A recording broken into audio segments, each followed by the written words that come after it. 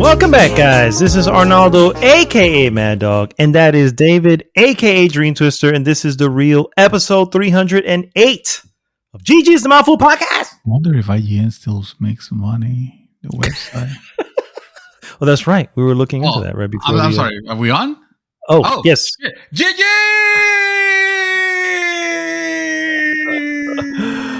See you next time. It's an interesting question there, sir. If IGN still makes money, I'm pretty sure they do. They are still, unbelievable. The number one gaming media source.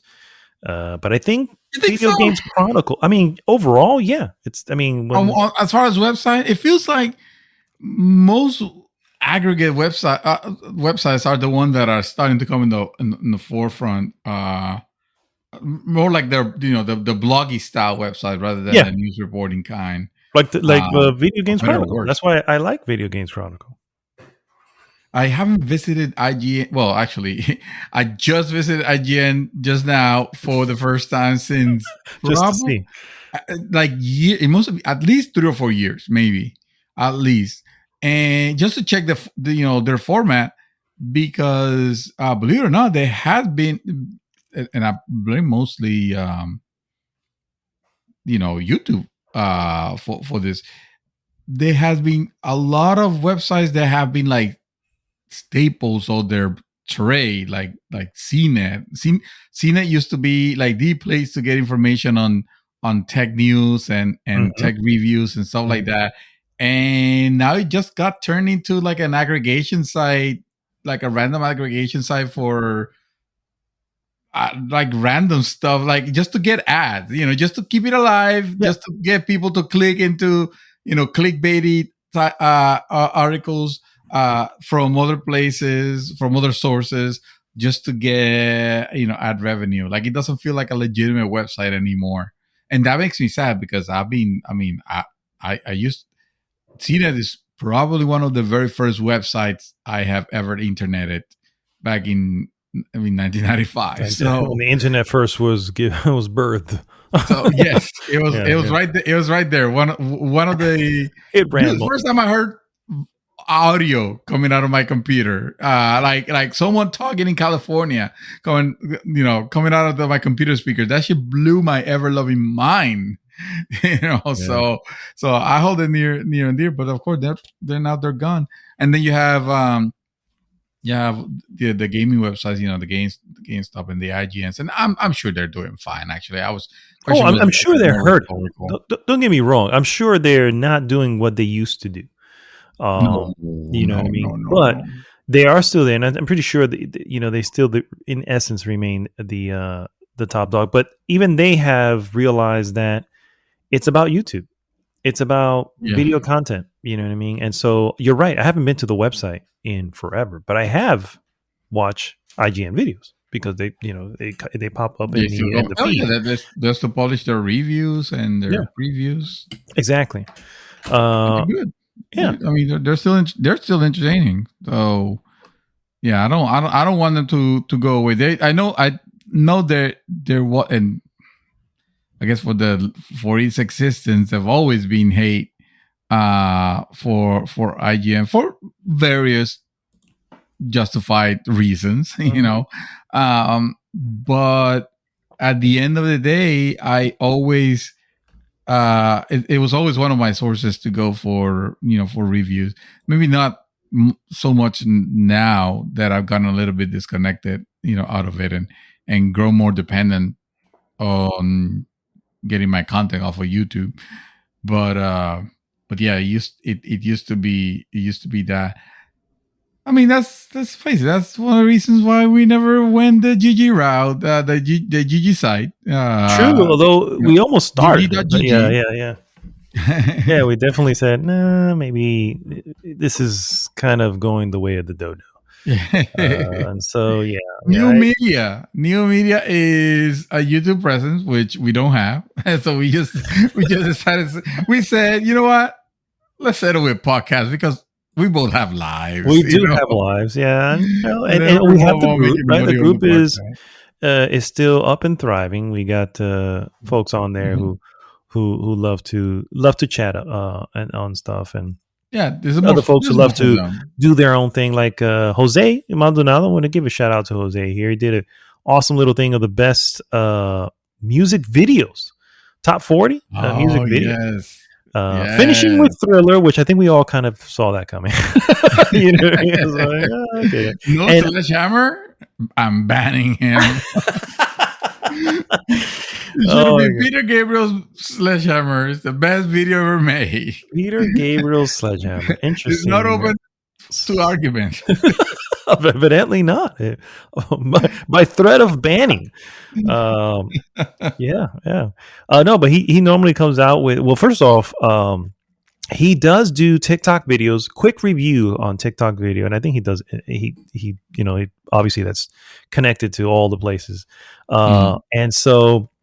Though I do need to question his most recent one, which was on the movie. What's the new movie with the new Marvel film with the vampire? This Morbius. Morbius. Yeah. Okay, yeah. And he didn't say it was. He I think his words. I'm paraphrasing here. His words were, "It's not a complete disaster. There's still some good stuff here." So I'm like, okay.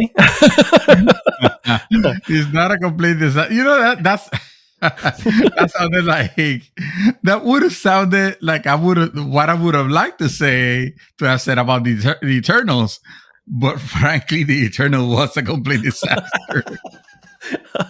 Yeah, or train wreck. I definitely did not like the freaking Eternals, and absolutely insulted by that movie and its freaking time, the length.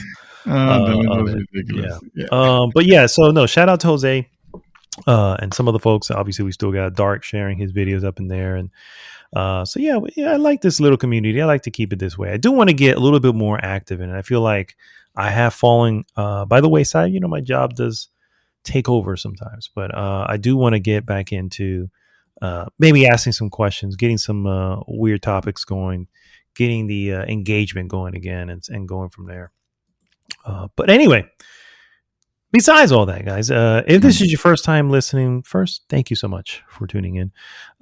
Please go, as we were mentioning here, go to goodgame.rocks. That actually takes you right to that same group we just mentioned, which is on Facebook. And of course, if you're listening to this on any of the services, please like, subscribe, share the podcast with everyone.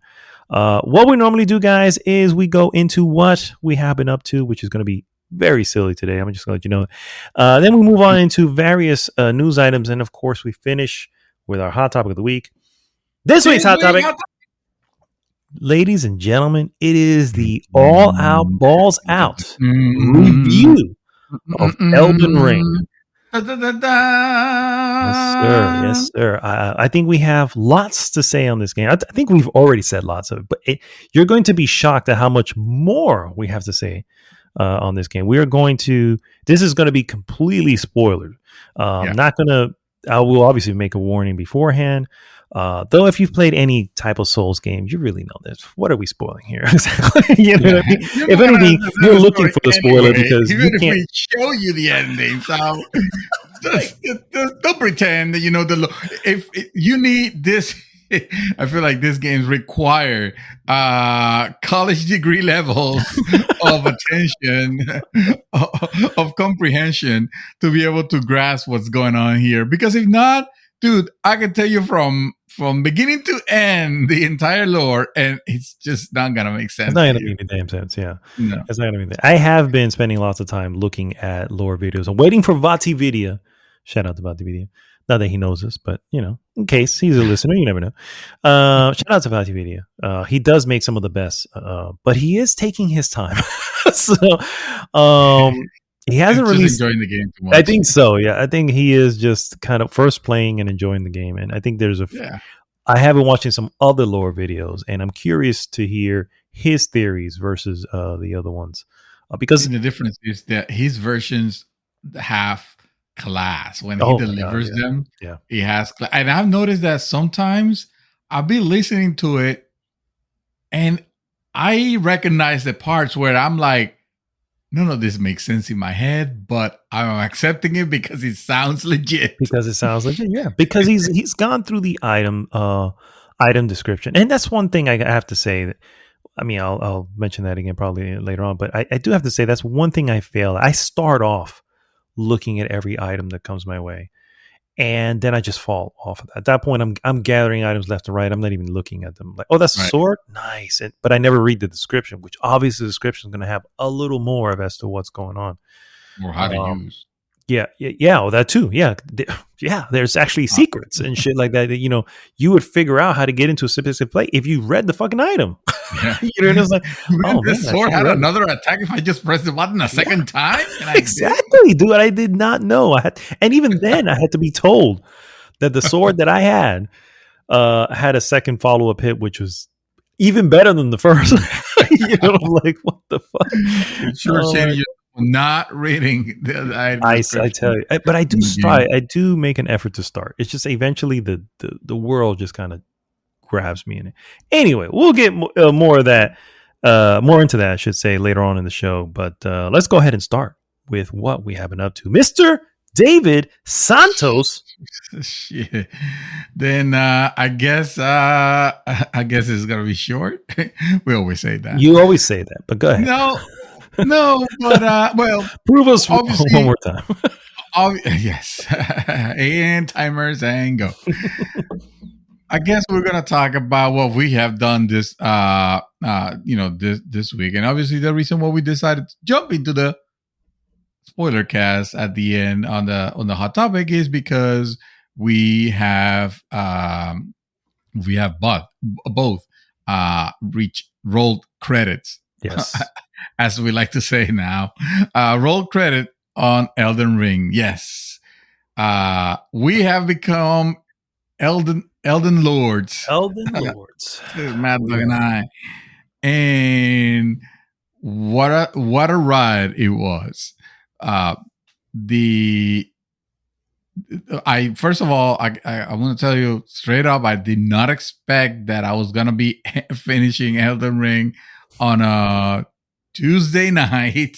No, not even. No, on a Monday. No, on a Monday night. Yeah, me too. Yeah, Monday night, Tuesday, morning, because I played until 2 a.m. is when I finished it, and the reason for that is because I still have bosses to kill. Also I thought I had the fight with Millennia. Mm-hmm. Yes. Which, to be quite honest with you, I was these people chaos and I kept describing it like, oh, this is gonna be like excruciating. It's gonna be so brutal that I was like, well, fuck that. I guess I'm skipping that if it's optional. If it's mandatory, if it's one of the ones that you need to do, then there's no choice. But if it's gonna be mandatory, I'm not gonna go out of my way to get to get this fight, because I don't want to get frustrated. Maybe it's gonna be one of those that I'll do later on after I roll credits or whatever. Mm-hmm.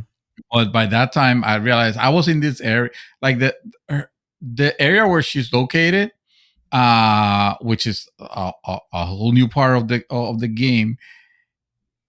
I gotta say that almost by accident, I passed a lot of things on it. Like I went in the sense that I kind of discovered shortcuts and things to bypass a lot of the areas that, looking back, I would have been stuck. First of all, I didn't want to start that that area at all.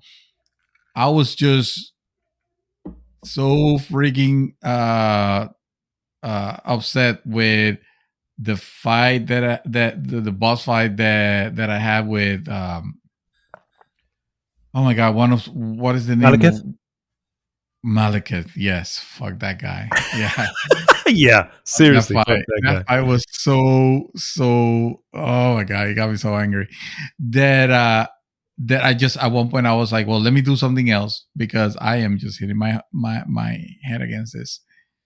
And I did, and I went exploring, and I ended up being in that area, and Dark told me like, no, it's I started going in that area. I didn't know that was gonna be a millennial. All I heard is Dark telling me, "Oh, dude, you don't want to be there. You don't want to be there. Turn back. That's a high level area." And I'm like, well, I mean, I guess I am high level enough, but yes, I see what you mean. These enemies are kind of kicking my ass here, and but I can't leave because I got to this part, and it doesn't allow me to transport back. So and I have a bunch of souls. I don't want to lose them, so I guess I'm pressing on. I'm pressing on, and eventually I got out of that area, and I ended up reaching her location. I don't know. I don't even remember if it was a fortress, if it was like a town, or if it was like, I don't even remember right now. It was ruins, because they're always fucking ruins. Anyway, the thing is, I managed to somehow avoid a lot of fights that would have actually kept me, and next thing I know, I am right next to the fog window of the boss. So that's about to go down. Mm-hmm. The good thing with the of that fight with Malenia is that there is a grace, side of grace, or bonfire as I would call him. There's a side of grace like right next to the door. Mm-hmm. And it better be, because you're gonna be dying a whole lot. and so I did.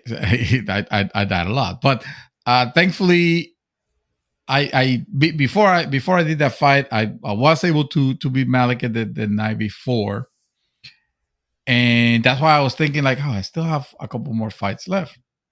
I did that one. I did Millennia the next day, and I went back into the game to how I was supposed to fight Godfrey. Yes. Mm-hmm. Except that I had Elden Lord. Yes. Mm-hmm. Except that I had already beaten him like a few hours, or a few days back, previously. It was, I guess it was one of my easiest fights because I was over level for him, which is the one that I posted on our PSN that I said, beaten on the first try, and he never uploaded, so you guys never got to see it. But yeah, I got there, and I didn't know that right after you beat him, you're right next on the door to the final boss. And I know this might sound spoilery, but I'm telling you as a warning, because if you're playing this game and you don't want to to finish it, this is the part where like I felt like when I beat Godfrey like a week previously, and I got to that part, it felt like that was okay. This must be the door to either the final boss or the final area. So let me not go into this part yet. And then I started exploring around, and damn, I discovered a bunch of world that I hadn't discovered yet. So I left it there. So, what can I say? After a month. Don't say too much because it's a hot topic, but yeah, okay. Right. Yeah. No, because on the hot topic, we're going to go into the specific. I'm just telling you the general feeling of like, right. Of like, yes, this is, I'm done with this. Not because I wanted it to be over, because I certainly fucking didn't want it to be, to be over. But I did want it. I did want it to feel like I have accomplished something, and after after the humble beginnings of my characters and the things that I did, going back to, I'm thinking of the areas that I discovered very early in the game that I could grind a little bit, a couple of levels here and there, and the first village where you have all those little knights just hanging about right in front of Stormvale. Yes. It's like, man, to think that feels like 3 months ago.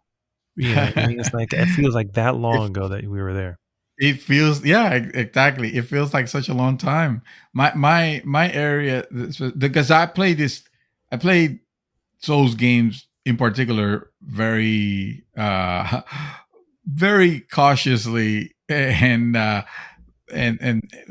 mindful of the amount of souls that I carry. So my philosophy is, if I'm not carrying souls or a very meager amount, I'm just going all out. It doesn't matter. I am a fucking warrior. Nothing can stop me. If I have a decent amount of souls with me, now I'm playing more protective. Now I'm playing like a parent taking care of a child. Like be very mindful, very careful, and very stressful. And sometimes I cannot handle that stress. That stress will not let me proceed, move further out and make new discoveries. So I will go to my area of topping myself off, like I call it, and then grind a little bit more, get my level, and go out, and then go back out. And so the game became this tug of the more amount of souls I am carrying, or runes, again calls them runes in this one. The more amount of runes I'm carrying, the less effective I am becoming, because I don't want to risk it. I'm not gonna enter a boss fight with 20,000 souls, even if I need 50,000 to complete my oh my god, my thing. I am not gonna take that risk. I'm either gonna use them. Oh, and that was another thing. At the very early in the game, if I knew that I was gonna go into a boss fight and I have runes and I knew I was gonna die, I decided to start doing a runes to arrow monetary conversion, where I will just buy a bunch of arrows, kind of like as an insurance policy for my money. Obviously you don't get the value that you get back again. No, there's yeah. But you get something. What is the price of doing business, right? Yeah. Exactly. It's like taking a 70% loan. Yeah. But I salvaged something. So because you can't on this games, you can't bank your souls, your runes. Mm-hmm. You either use them or you fight and you lose them. So in my case, I've always, every time I felt like I had too many, I will say, "Oh, sorry guys, I need to take it easy because I'm pregnant with souls." I'm too pregnant with souls. I can't go forward. I'm not gonna go into this area that I don't know. And then the worst feeling is having a bunch of souls and enough that I know I could level, but there's not a frigging bonfire on site, and I don't know where I can cache them, and the area is enclosed. I cannot warp myself out. Like if I'm in the open, that's no problem, because at least the game makes that easy. You can just warp back to your last site of grace and back, cache your souls there. But if you're in a dungeon and you're carrying a bunch of souls and you can't transport out, it's dude, that's when you feel like you're playing, a Dark Souls type game for real. Yeah, and I can't express how many times I've lost a buttload of fucking runes. I know you've lost a buttload enough to level yourself up. That never happened to me. Oh, dude, it's happened several times. Well, the sad part is, here's the sad part. This has happened a few times. This just let you know how engaging the world is. I would beat something massive, okay, and like, yeah, and then I'm like, all right, let me go to the thing, and I would get to the site of grace. And it would either pop like, I can speak to Milena. Let me speak to Milena real quick, whatever. And then when I speak to her and she'll tell me some bullshit I don't know, Then I would get up, forget that I was gonna level up, and just go on with the area, and then die, and everything I just gained was gone. Obviously, I can still get it back, but I can tell you right now, I had maybe a 50 or 60% success rate in getting that whatever I had dropped back. And when it was gone for good, bro, and the sad part is you're now even more nervous. You're now even more stressed because it's like just need to get over it. And you know, the stupid thing, I could probably just run there and grab it. Run there and grab it, run away, you know what I mean? Whatever the case may be. Nope. Yeah. I would go through like I originally went through the area, which is eliminate everybody in the area. And because in my head, I'm going, well, I'll add to that purse that I left out there, you know, and I'll just add along the way. And those adding along the way, it would be the most random thing, bro. The most random thing. It would be a fall by accident that never happened the 14 times I came through this area. It would be the most random bullshit enemy that just got lucky, and it was his fucking day, living his best life to take out the tarnish that just fool of a tarnish that just came through here. And yeah, man, it hurt. It happens. It happens, and you gotta. That's in a way that is the legitimate, what I would call the legitimate Dark Souls experience. You notice players. I was gonna say on YouTube, but hell, you know, we have our own. Okay, X and Dark will be playing their characters and carrying a shit ton of souls with them, and I'm like, dude, why are you not cashing those? Why are you not putting those on yourself already? He's like, what is the purpose? And in the case, like, for example, Dark will be like, oh man, it's the thrill of of having them, which is like, it does. I need to respect that. I know. I was gonna say, you really think about it. It does. It's the Batman, the Dark Knight Rises thing, where you know he's trying to get out of the spoilers here for Dark Knight Rises. He's trying to get out of the pit. You know, and everybody jumps, but they always have the rope on. You know what I mean? So if they don't make it, then, you know, the rope saves them. And as the dude says it, it's like, no, you need that fear to make sure you don't miss. You know what I mean? And it's just like, I get it. Dark? Chaos? I fucking get it, man. You know what I mean? I get it. You are more on your toes. You are more looking for every angle to make sure you don't fucking lose. Because you know that, you know, there is more to lose here than just, hey, I'm gonna, you know, respawn or whatever. So I get it. Something like that will feel like such a loss in my case. I'm telling you, the moment that I was in 6-digit soul territory, I will be playing very carefully, and I will be leveling up. Dude, that's how I was able to level up at the pace that I was doing. It was mostly like, okay, I have enough. I don't have enough souls for level, but I bet I could top myself first at the Raya Lucaria Academy, and next in another section, like a desert section. I forgot the name of it. Anyway, Real Blast, dude. We're gonna talk about that game, you know, in detail, but that was obviously the highlight, probably, of the year. You know, being able to say, yes, you know, I beat this game, and then the subsequent days feeling like, no, I don't want to play anything else right now. But I did.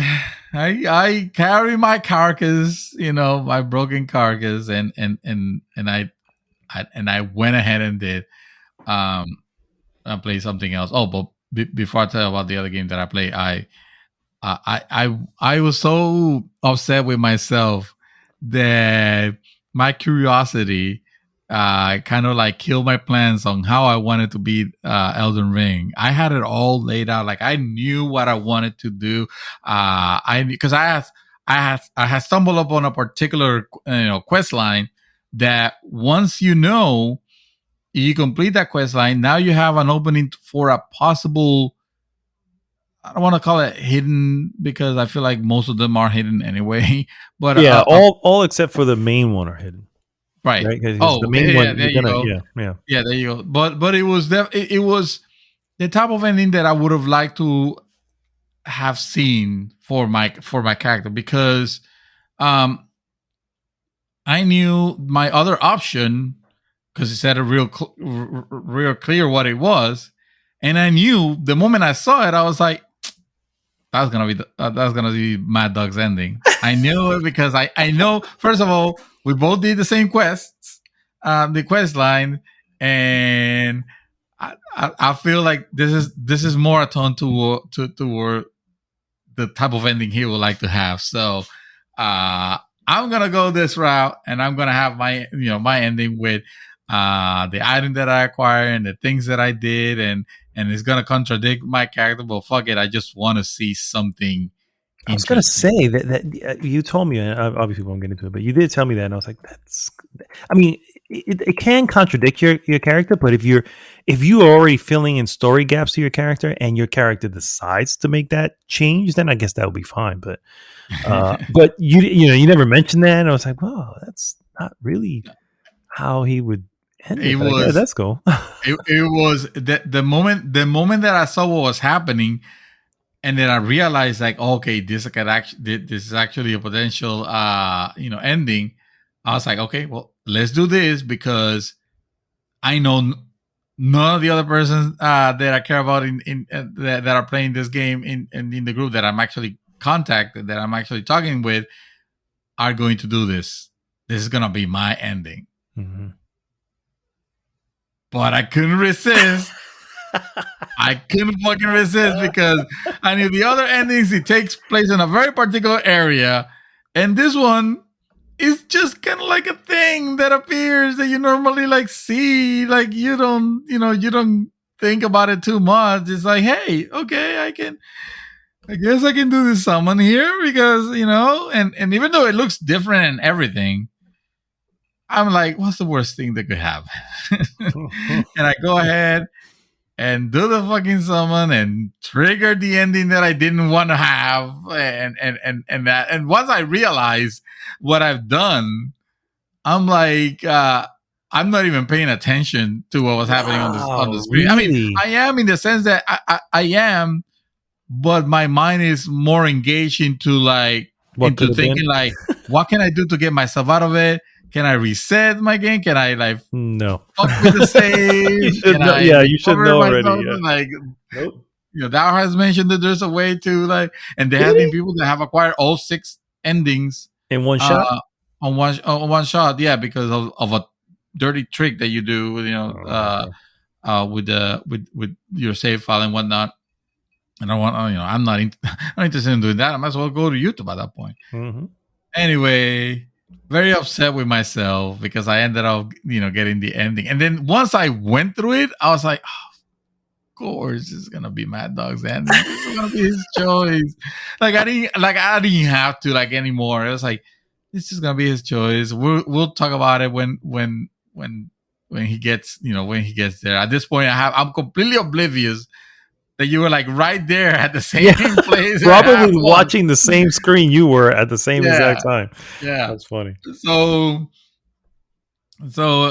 anyway, I didn't get, after everything that I had done, and let me tell you, kind of fucked up what I ended up doing. Because I don't know if I was torturing this character, which once you find what the type of character it is and what and what it was done and all that, on one hand you're like, yeah, he deserves it, but on the second time it's like, well, yeah, but you doing this to him, now you're becoming him. Mm-hmm. So it's kind of like that. It presents it to you in the worst case that it could, which is literally leaving it to your imagination. The screen goes dark, you start hearing screams, your controller starts vibrating, you start hearing some unsettling sounds, and next thing you know, the screen comes back and he's panting and you're in front of, he's tied to a chair, you're in front of him. It's like, you don't want to know what transpired there. Mm-hmm. It was, at best, I'm imagining that the scene of Casino Royale. Casino Royale, the one where they have yes, one on Casino Royale. Yep, on a seat. Yeah, at best, that's what I'm imagining. Anyway, I decided I was like I was gonna just go and watch the end of YouTube. I haven't decided if I want to or not. I have this game on PC and it's really fucking calling me, but I'm like, no, I'm not ready for this. I'm not ready to do this now, and I probably never fucking will. I probably played it until a point and then be like, okay, I've had enough. I got to Sense Fortress of Elden Ring. I'm ready to move on. Yeah, that's how I was. Yep.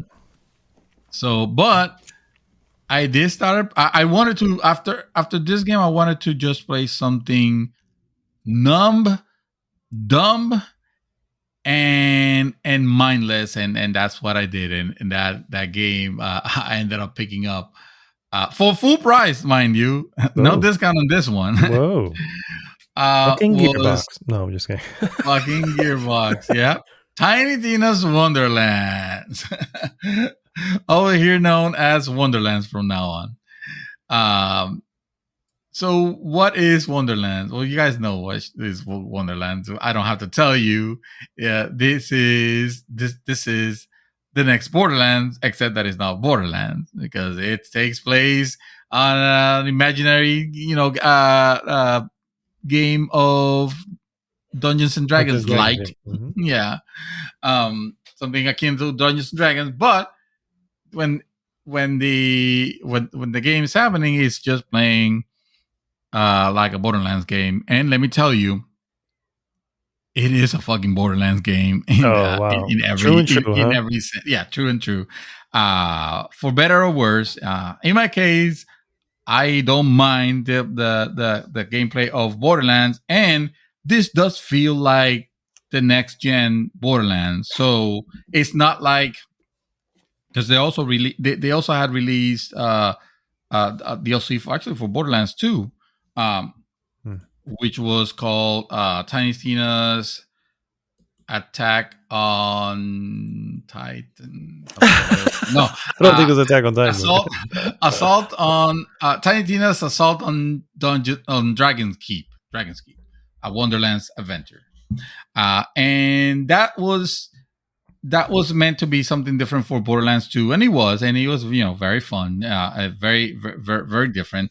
Tiny Tina's Wonderland is actually, I guess, the idea of someone's saying, this DLC was fun to do, and Tiny Tina's a hilarious character. Why don't we make a game? Why don't we instead of making Borderlands 4, we just do the spin-off and see how people, how people react. Mm-hmm. They seem to have liked Attack on Dragon's Keep, so why not? And I'm glad that they did, because, like I said, it plays. Even though I was imagining that it was going to be a little bit more, maybe a little bit more melee focus with magic and stuff. I thought. Yeah, me too. Yeah. But in reality, once you grab guns and you realize your gameplay loop, it's pretty much Borderlands. You are fighting the same way that you do in Borderlands, with the exception that instead of having grenades, now you have some cool spells, and instead of being punchy, you actually have melee weapons. But that's almost about it. Like, they tacked on this system of like an RPG system. Basically, you have sorcery and you have strength and all those all those stats that I don't see. At least I'm early in the game still. I've only played maybe like 3 or 4 hours. But it doesn't really feel like it's making that much of a difference on my character's build. So I'm not sure. I'm sure he has some, probably something, but there's a difference. But I'm not really noticing, which could be good or bad because you don't want to make a character build on Borderlands that just feels like it sucks, you know. But when you think about the action of Borderlands, which is just point and fire, it's a shooter first and foremost. Some of those stats end up mattering very little, you know. Yes, you probably want to have wisdom. If you're playing like a sorcery type of character, you probably want to have a lot of wisdom, so your magic attacks are stronger. You know, I guess on that fashion, it plays. It plays to the RPG sensibilities. I'm playing the class called. It has different classes, and I'm playing a class called Graveborn, which I guess it. Yeah, it's like a necro type of. Yeah, it feels like it's that almost. Except I'm still a fledgling, I guess. So the only thing I have, I have like this companion. It's almost like a skull that has some floating things that looks like resemble wings, but it's not like a wing. It's not like flapping its wings or anything like that. It's just like there for decoration. Anyway, has his own personality. He talks. You can interact with it and whatnot. And he helps me attack. It has an attack that kind of sucks life energy out of the enemies and gives them to me, which I'm appreciative. I make my character. It has a character creation. I spent too much time on it for what I ended up, making. I ended up making like sort of like a very pale looking elf, female character with very gothic look, because I figured, well, it goes with the type of character that the type of class that I'm playing, so why not? You can pick her voice. You can pick. Dark did mention that. That's interesting. Yes, you can pick her voice, and you can play with the pitch a little bit. You can pick. Dude, as far as the character creation goes, it is vast, but at the same time, it's I wouldn't necessarily call it's great. I appreciate the things that it has. Like it lets you select like pretty much everything. You can actually even select pronouns, and obviously body types and the faces and the facial hair, and you can build the character whichever the fuck way you want, but it doesn't do it well enough that you end up with a satisfying looking character anyway. Okay. So, it's not bad like freaking Bethesda games that your characters, no matter what you do, they end up looking like freaking, walking candlesticks. It's not awful, and I'm sure that at the end of the day, the characters still look like characters how the characters from Borderlands you expect them to look. And then it has a toggle for it has like an override that lets you go all out crazy. Like if you want to create the most hideous monster, you can. And I mean it. You can make it's not human archetypes that you can make. You can make a reptilian looking like horrible thing. I'm kind of curious if people have built that type of nightmare things that people have built on it. But once you start in the game, it definitely feels Borderlands. The thing that that differentiates it a little bit was that there are some areas, and I wasn't expecting this actually, and it was kind of cool to see it. I just wish the execution was a little bit better, at least as I'm playing this game on PC with keyboard and mouse. And that is that it gives you, it suddenly jumps you into this overworld. And this overworld, it gives you like a chibi version of your character, but it's still your character, just like you built her. but big head and time. It's That's the supposed to look overworld? like an RPG. It has an open world. No, open world. I was saying overworld. Overworld. Okay, overworld. Sorry, that's what I actually meant to say. Yes, overworld. Okay. Kind of So like it does have kind of like a Final Final an Fantasy. RPG. Yeah. Okay. Yes. Okay. Yes, kind of like an RPG, where you don't spend too much time on it. If anything, these are more towards connecting you to to areas, Mm-hmm. rather than being like in Borderlands, which is just sections connected, in in all in first person. This one, once you get out of a section, it can throw you into this overworld, and you go and do limited amount of things. Like if you're walking on grass, for example, you might have random battles, and the random battles will be like, oh, an enemy hits you, random battle. Now you go into this small section arena type of thing to fight a bunch of enemies, kind of like in Zelda 2. Yeah, I remember. yeah, that's exactly what I was thinking too. Wow. Damn, Zelda too. Wow. Yeah. And then you finish all the enemies, and then you get your reward and you continue. So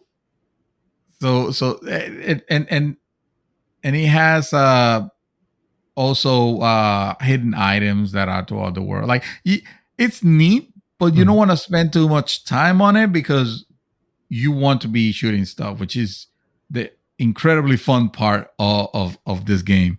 And to be fair, it doesn't like it doesn't that overworld is not like a huge chunk of the game. Like you don't spend a lot of time. Like I said, it's mostly for traversal purposes, and then when you go into a town or a particular location, like you jump right into the combat of Borderland as you know it. Mm-hmm. This is a game that it feels like it was tailored, like even though it's a first person shooter. Mm-hmm. It feels like the developers went out of the way to make it gamepad first and keyboard and mouse second, which doesn't sit well with me because I like to play my first person shooters mostly with keyboard and mouse. And the thing is that the interface with keyboard and mouse is fucking horrendous. Wow. Because I mean it has to be fair, it's like the other Borderlands games, the interface was not stellar. I just feel like because of the extra things that they have tacked on onto this game, it's more problematic. It's more difficult to navigate. For example, you have a fucking mouse. It should be fairly simple to move around an area map, but no, you have to use the WASD keys for some reason to move your map. Wow, because that's a bad choice. Because on the gamepad, you will use that stick to move your map, which makes sense. So that's what I'm saying. It's like they designed the game. It feels like they designed the game for console primarily. On PC, the port is a decent port, with the exception of the of the interface. That is pretty bad. It has mouse smoothing, which feels very weird. You kind of have to turn that shit off. When you are moving about, it's weird because the game it feels smooth. Like the frame rate, it feels smooth, but the HUD elements feel jerky a little bit, so it's kind of janky in that in that way. Like it didn't feel like, and it's not world ending. Like I mean, if this would have bothered me, I would have returned the game. Like I would have I would have refunded it already. But so it's not it's not terrible. It's just you come to expect a little better if you're gonna be running this game on fucking any platform. I get this game better be a 60 frame per second on consoles, or I will say, hell, fuck no, don't even think about it. Like, it needs to be a solid 60, or don't even think about, buying this game, because it wouldn't be worth it at that point. The graphics are neat. It's everything is very whimsical, very colorful. I do give them credit for that. The graphics, because they're not in the borderlands anymore. Even though Borderlands 3 kind of changed the scenery a little bit because it was different planets, but the areas are a lot more colorful. They're beautiful that way.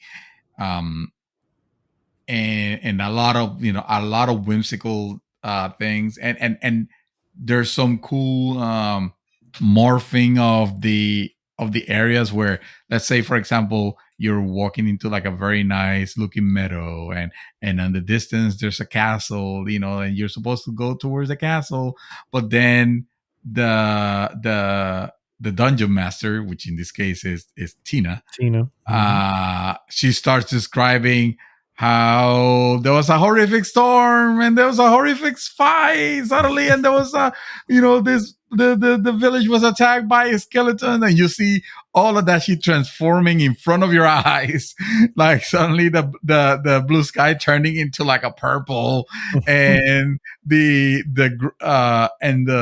earth turning into like fire, and whatever she said starts appearing, like skeletons and galleons and shit like that, and suddenly it's like a fucking war zone is happening. It's like, what happened to my fun little meadow that I was walking in? So the transformation is cool, as she will, as a dungeon master would, she will describe the next encounters and things, and also she will make changes if necessary, and those changes will happen in real time. Like, for example, you can destroy this catapult with C4, and then one of the gamers will be one of the players, because there are two other players that are helping you out, be like, I don't know. I don't mean to criticize, but don't you think that C4 is kind of like out of line with the, with the setting of the game? And then she'd be like, "Oh, okay, yeah, no, you're right. You destroyed the catapults with Fantasy 4." That will be, and then it changes into like a weird bomb, medieval bomb. Anyway, it's stuff like that.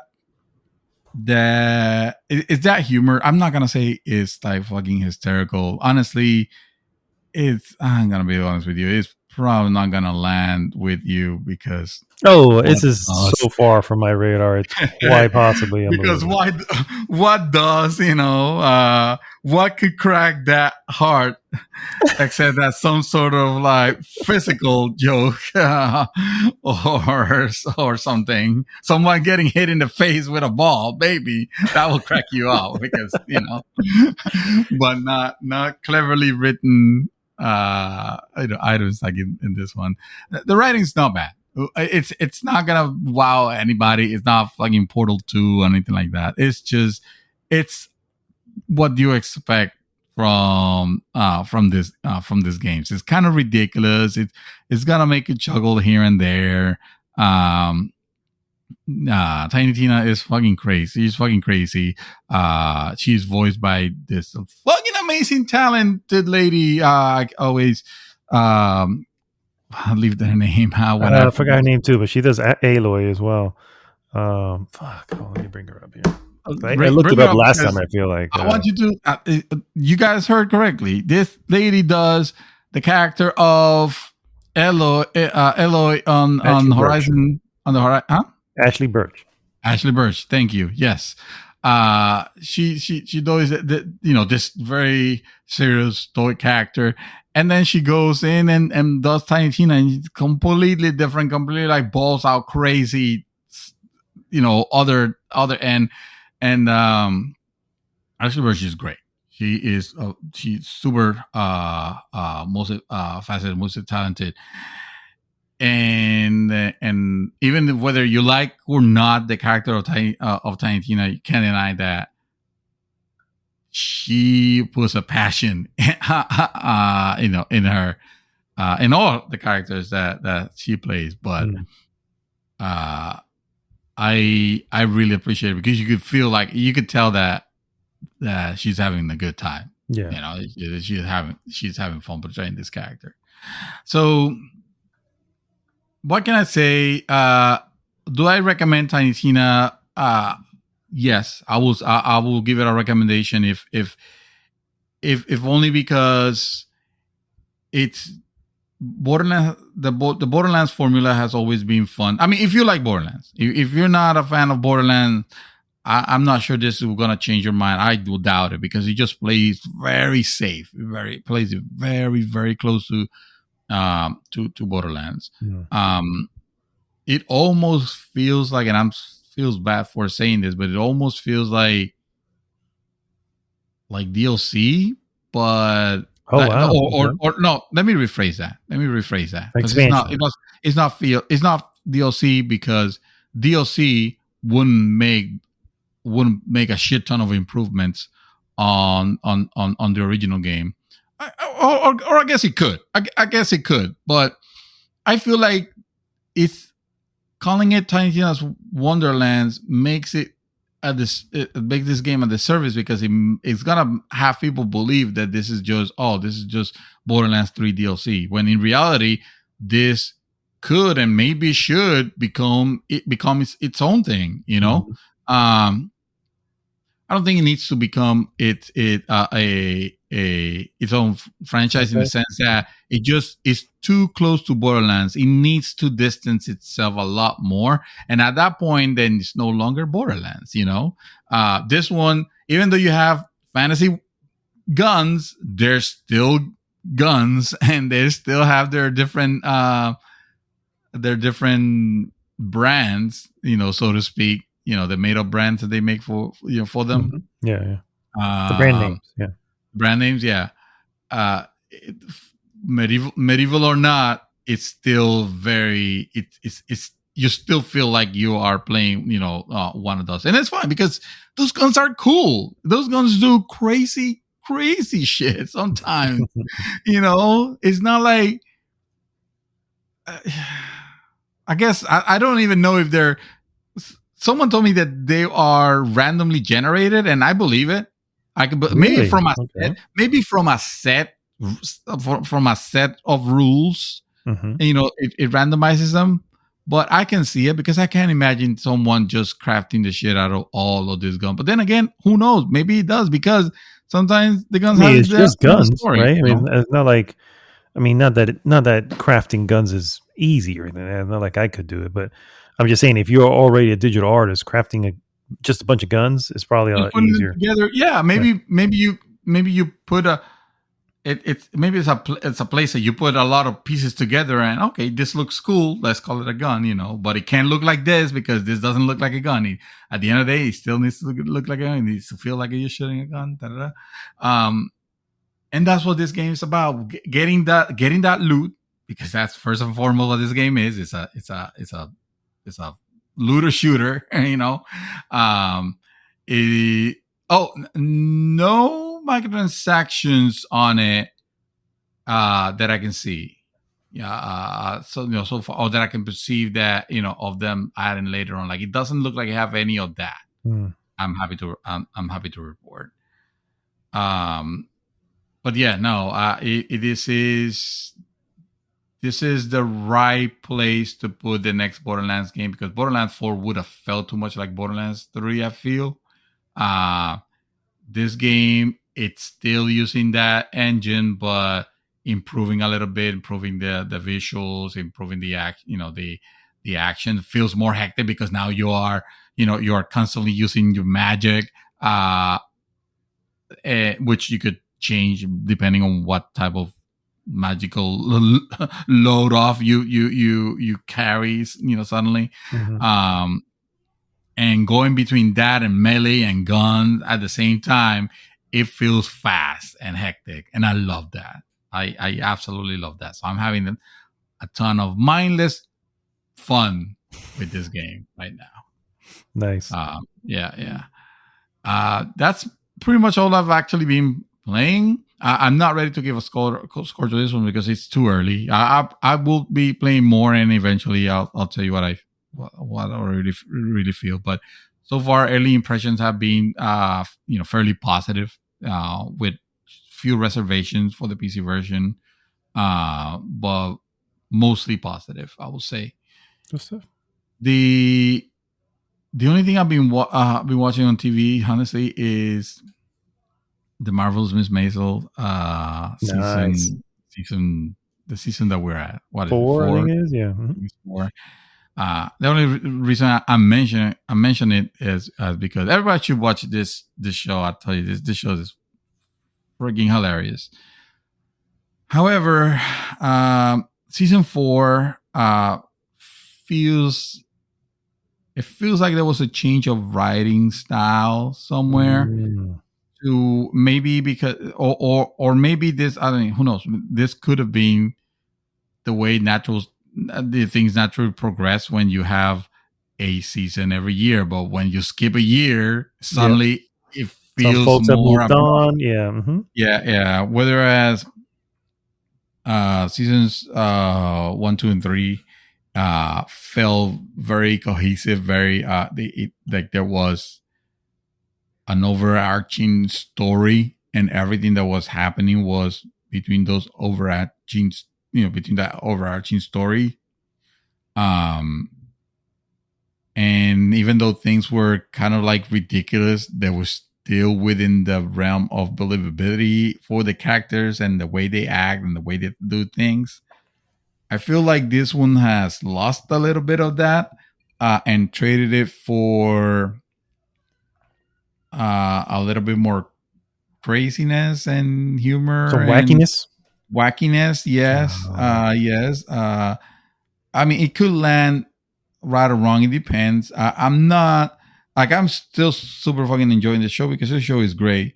My wife likes this change of pace.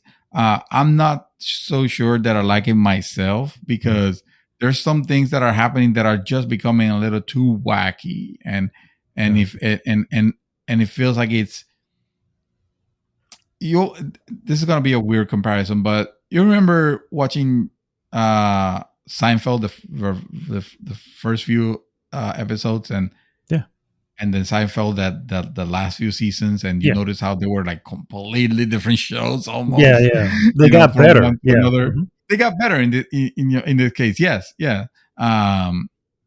So some people might land on that and say, "Oh yeah, no, this is actually funnier the way it is." To me, I feel like I like having that overarching story, and it's not like this season doesn't have it. It's just that it's not really in the forefront anymore to the wackiness and crazy shit that is happening now. It hasn't become situational. It's not. It's not every episode its own thing, but it almost feels like it's going there in a sense. Like you will have you will have an episode ending on some sort of like cliffhanger, let's say, for example, and then the next episode will pick up, and that cliffhanger is just left there. It's addressed. It's addressed, but very poorly, very quickly, and it's like, well, what was the point of that? Like, what was the entire point of that at all? Like, it's just meant to show something funny for a little bit, and I must not feel. I must not be alone in this feeling. I noticed that the rating that people are giving it on this particular season is not as high as the previous seasons. So there must be something there, but at the end of the day, it's still, it's still very, very enjoyable. The things that happen, the whole story is still gonna be cool to watch. So I will still recommend watching it. You should. Yeah, it's a shame when shows do that. it's weird because it's one of those things where if you're already top of the line, then you really just need to sustain. And innovating doesn't sustain. You have danger of alienating the audience you already have. Sounds like that's kind of what it's doing. With Seinfeld, on the other hand, I feel like it had an audience, but it wasn't the major thing. And so innovating at that point and really just kind of leaning into what they had, it basically led to the improvement, which is why, Seinfeld's later stuff is hilarious compared to the early stuff, which wasn't that it wasn't funny. It's almost like it just didn't have its footing yet. You know what I mean? It just had, that's, well, it happens, man. Yeah. Happens at the best of shows, man. Happens at the best of shows. Some people, like I said, my wife is enjoying this aspect of it. That the kookiness, of it. It feels like there is a different writing team. That's all I'm saying. I might be wrong on this because I don't pay attention to the names when they shows who wrote here this. No, but the style is still the style. You recognize the style, right? And if you're noticing something different, then chances are that's what it is. Yeah. Anyway, that's my part. All right, sir.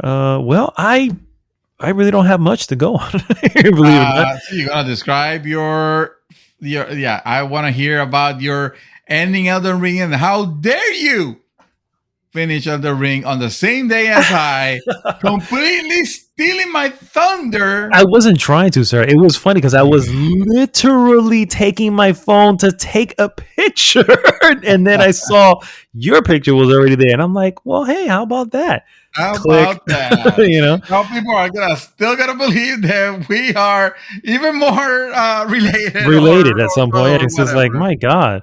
Because we both got the same ending, obviously.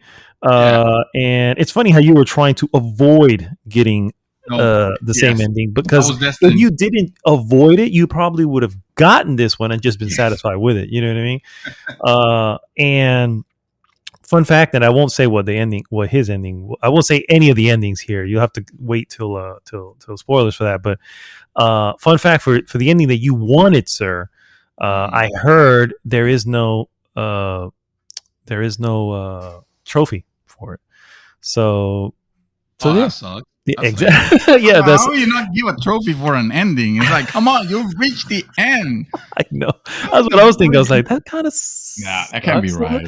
No, Chaos confirmed it, and when you were upset, he was like, I didn't want to tell him. So when you should have, he, at least he's happy we got a trophy, right? You know what I mean? So anyway, I finished it, and I'll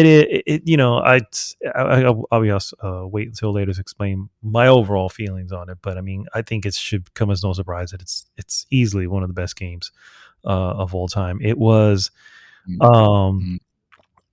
I just loved discovering new areas, and I almost kept playing, bro, when I opened up the Haligtree area, and I was like, you know what, no, I'm done. I'm at 440 hours. I need to finish this shit already.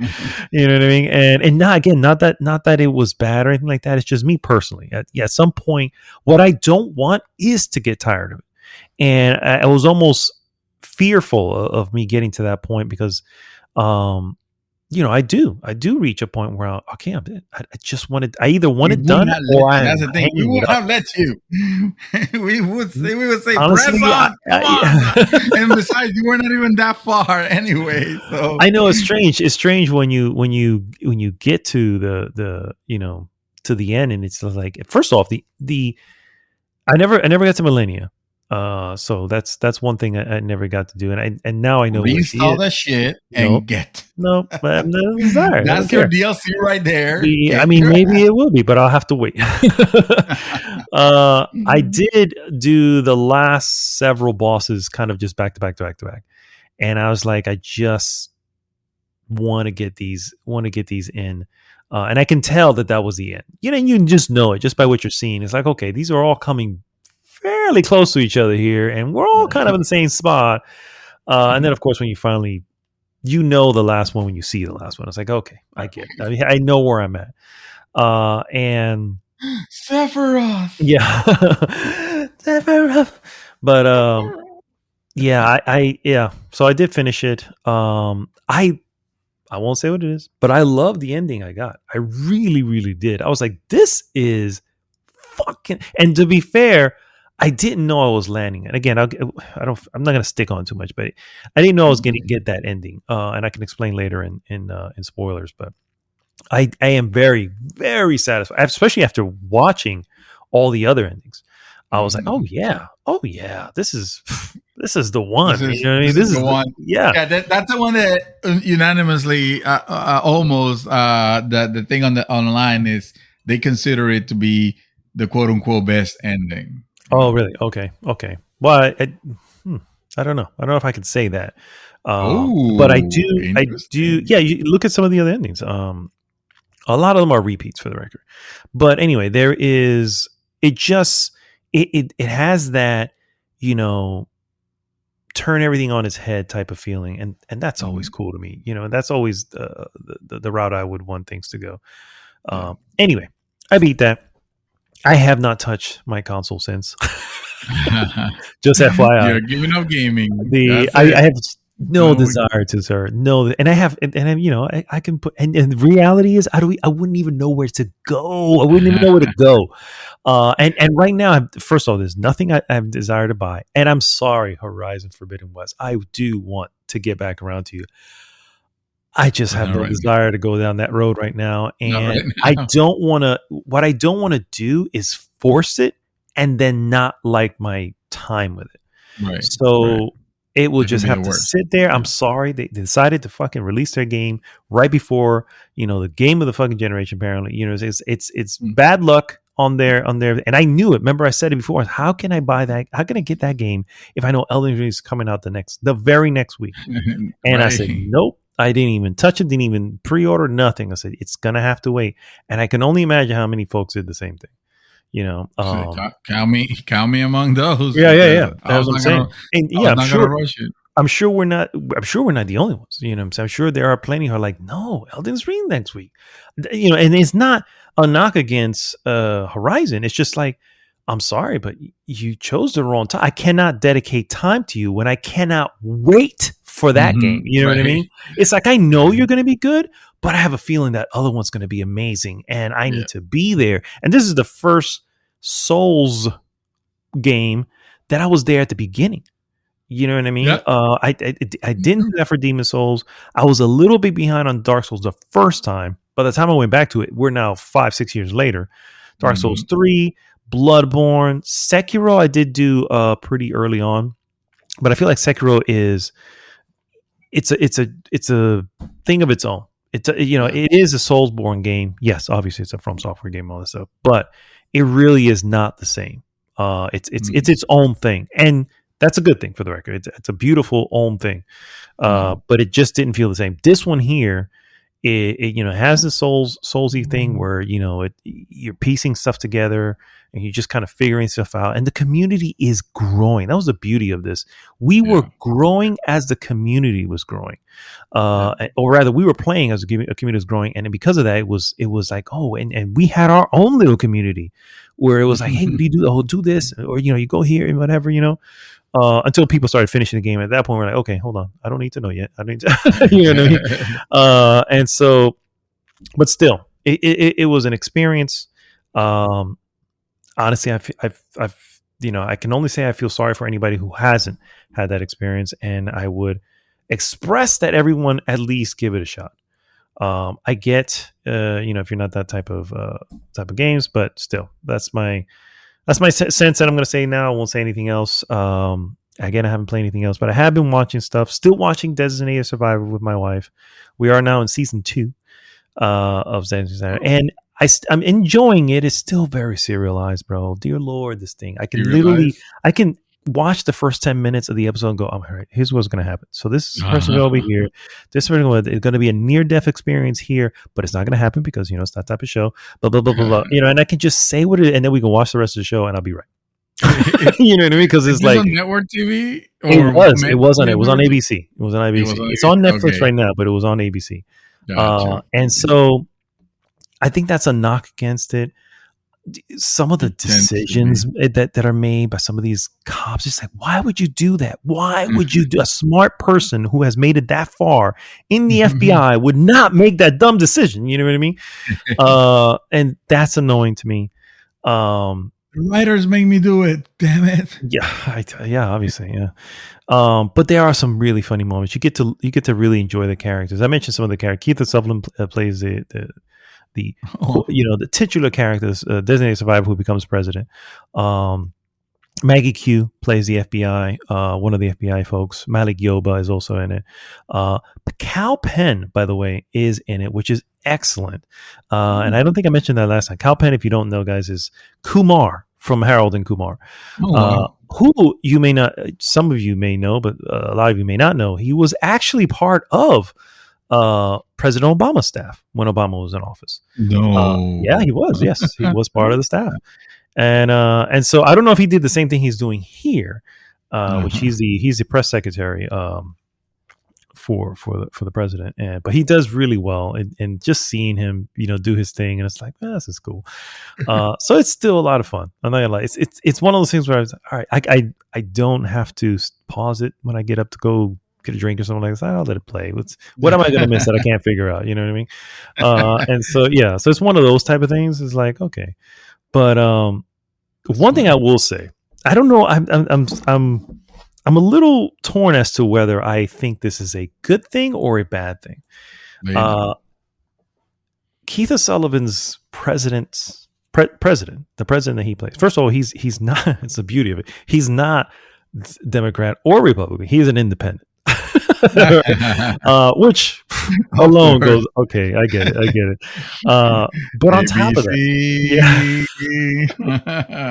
okay. But on top of that, it's going to be no Fox Network though.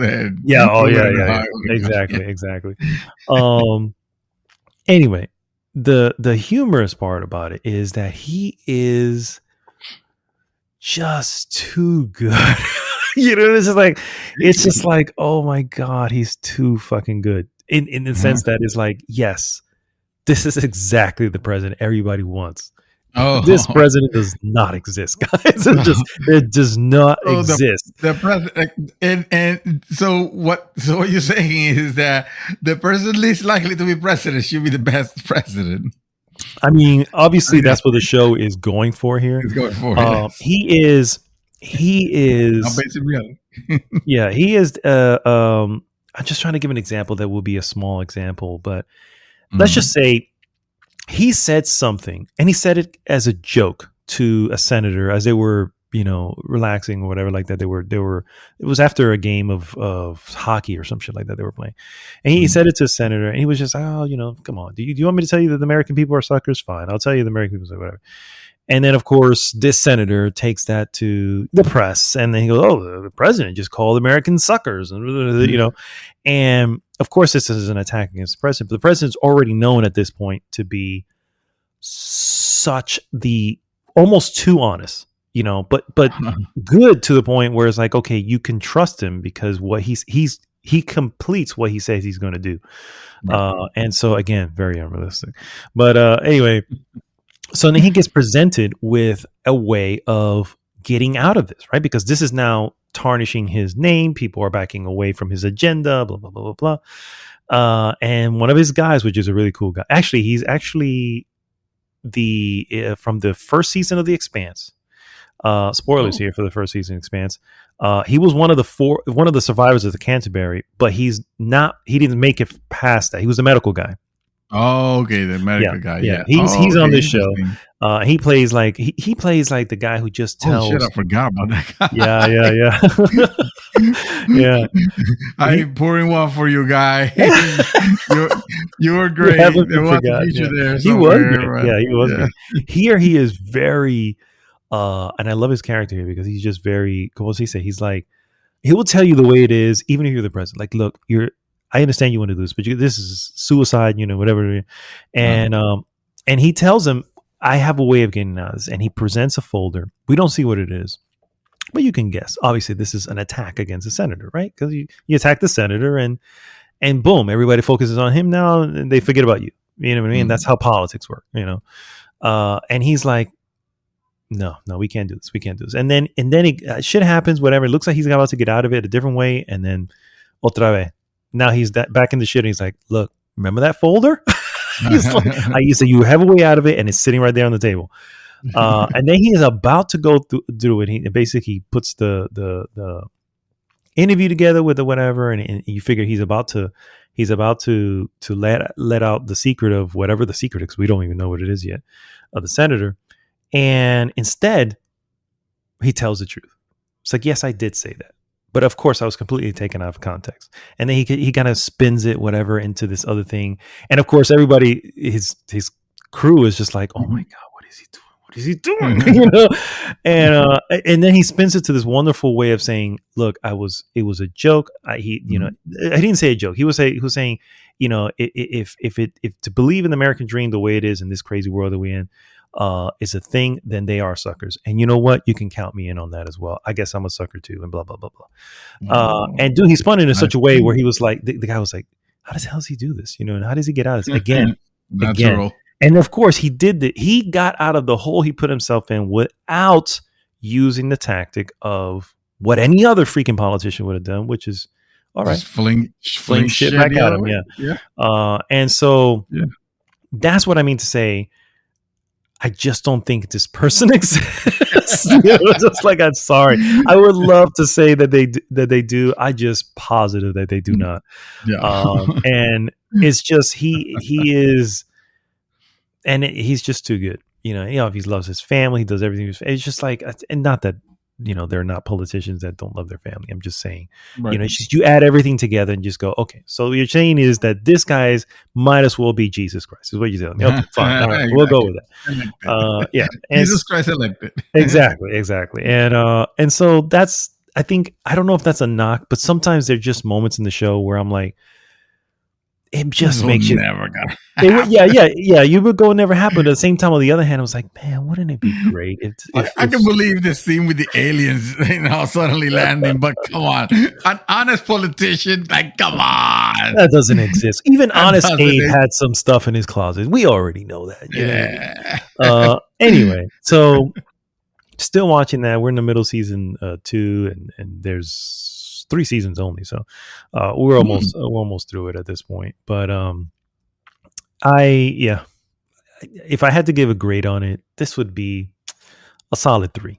You know what I mean? It's not mediocre, but it's definitely good. It has its moments. Yeah.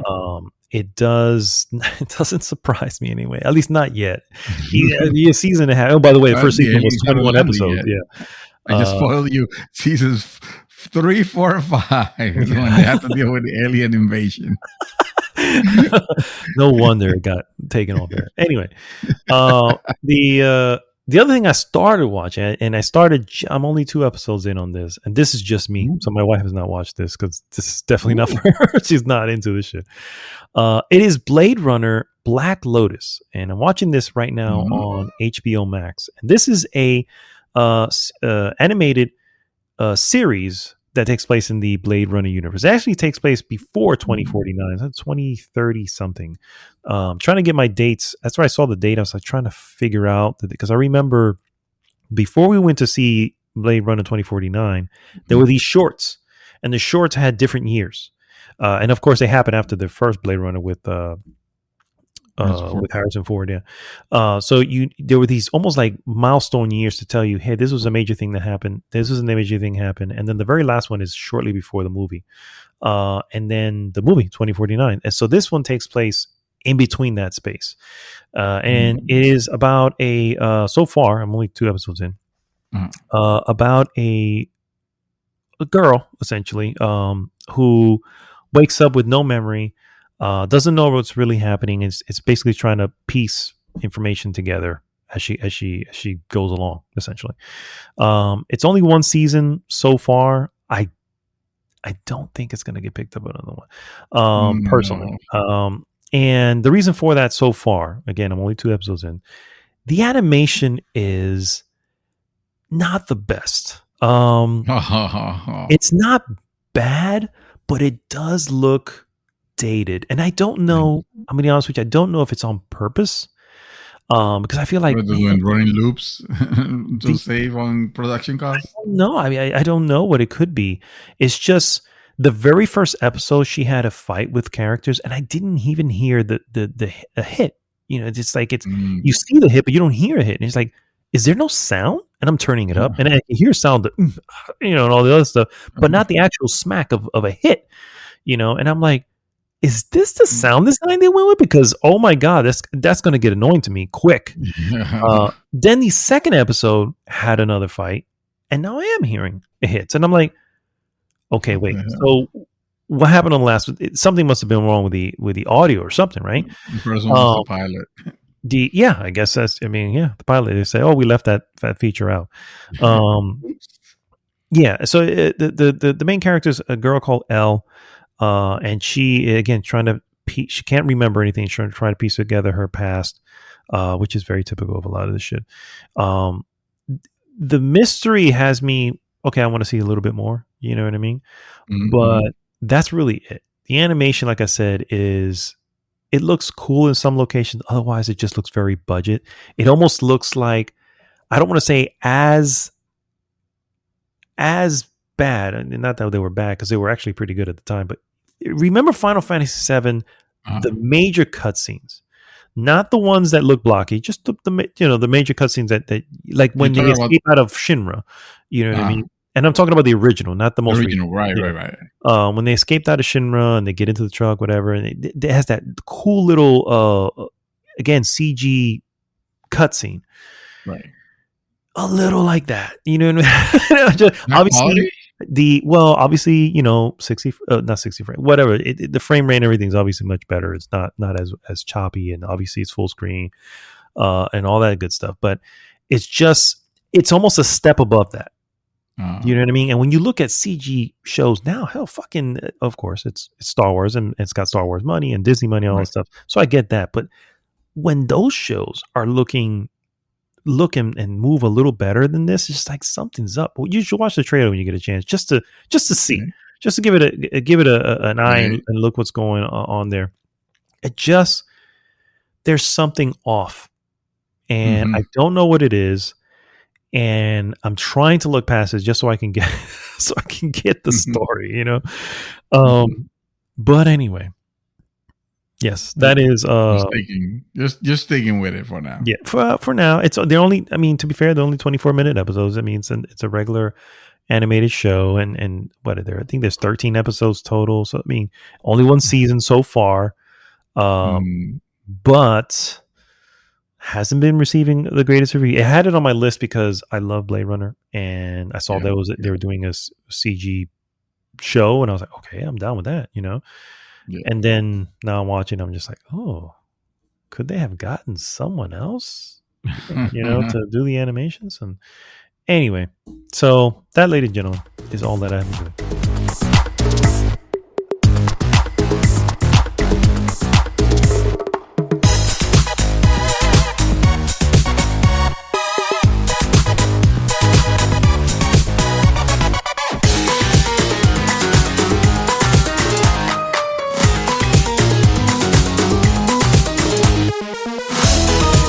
And we are back, guys, and it is time to get into some useless news. Yes, we have free games. Free games for the month of April for everyone. Everybody gets a free game. You get a free game. You get a free game. Everyone gets a free game. It's the first of the month. So get your game on. So yeah, go ahead and start with the we should record that and probably make it like an intro thing. But anyway, we're going to start with Xbox Live Games with Gold for April 2022. First and foremost, we have on Xbox One and Series X and S, subscribers will be able to download Another Sight free throughout all of April. And Hue, Hue, will be available free download from April 16th through May 15th. Xbox 360 games will have Outpost Kaloki X, which will be free from the 1st to the 15th. And then finally, of course, from the 16th through the end of the month, MX versus ATV Alive will be your free downloadable games for Xbox games with gold, sir. I feel like we've got no opinion on this. Interest? No, it's the Xbox game with gold. They don't try. They don't give a shit anymore. They don't know. They don't give a shit. It's like, oh, most of these people are subscribed to Game Pass, so who cares? Yeah, we already giving them good shit there. Yeah. I heard it. Sir, but that's a game for Sega Genesis. It doesn't matter. Just throw it in. Nobody's gonna know this. Nobody plays this game. Nobody plays that shit. Yeah. All right. Well, let's take a look at what Sony has in their camp. So April's PlayStation Plus games. What do we have? First and foremost, we have Hood, Outlaws, and Legends. This is actually a recent game, if I remember correctly. Slay the Spire. Oh shit! That is a good fucking game. Is it? Because I've never heard of it. You will. I know. Yeah, now I will. Because I tagged them all anyway. Slay the Spire. Okay, this looks like a card battle game. Okay. All right. Yes. All right. Well, there you go. It is a really good one of those, sir. Okay. Well, and then, of course, the winner of the month, SpongeBob SquarePants Battle for Bikini Bottom, the Rehydrated Edition. Okay, good. The definitive edition. Of the Battle of Bikini Order Bottom. now. If you pre-order, you get a bottle of water free of charge. Exactly. Not free of charge for 99 cents more. But anyway, you got to buy the $80 version to get that. Exactly. And then for $120, you get the electrolytes version. I know. There you go. Oh man. So yeah, those are the 3 games coming for PlayStation Plus for the month of April. And yes, there are more free games.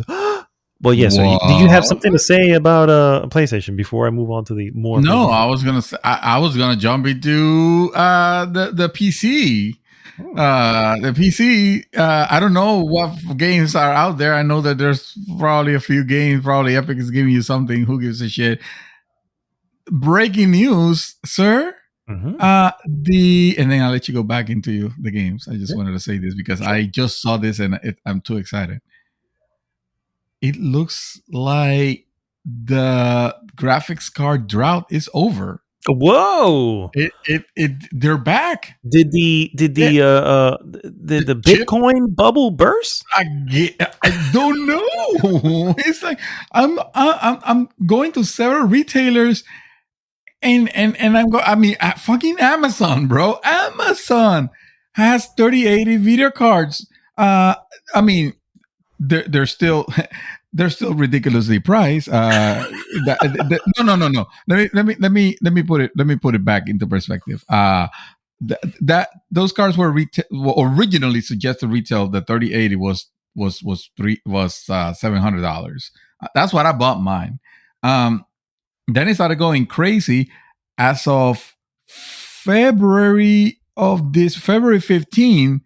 This card was selling for $1,799, so $1,800 for that card. You can get it now, a new one, not a scalpered version, a new one shipped and sold from Amazon for $1,049.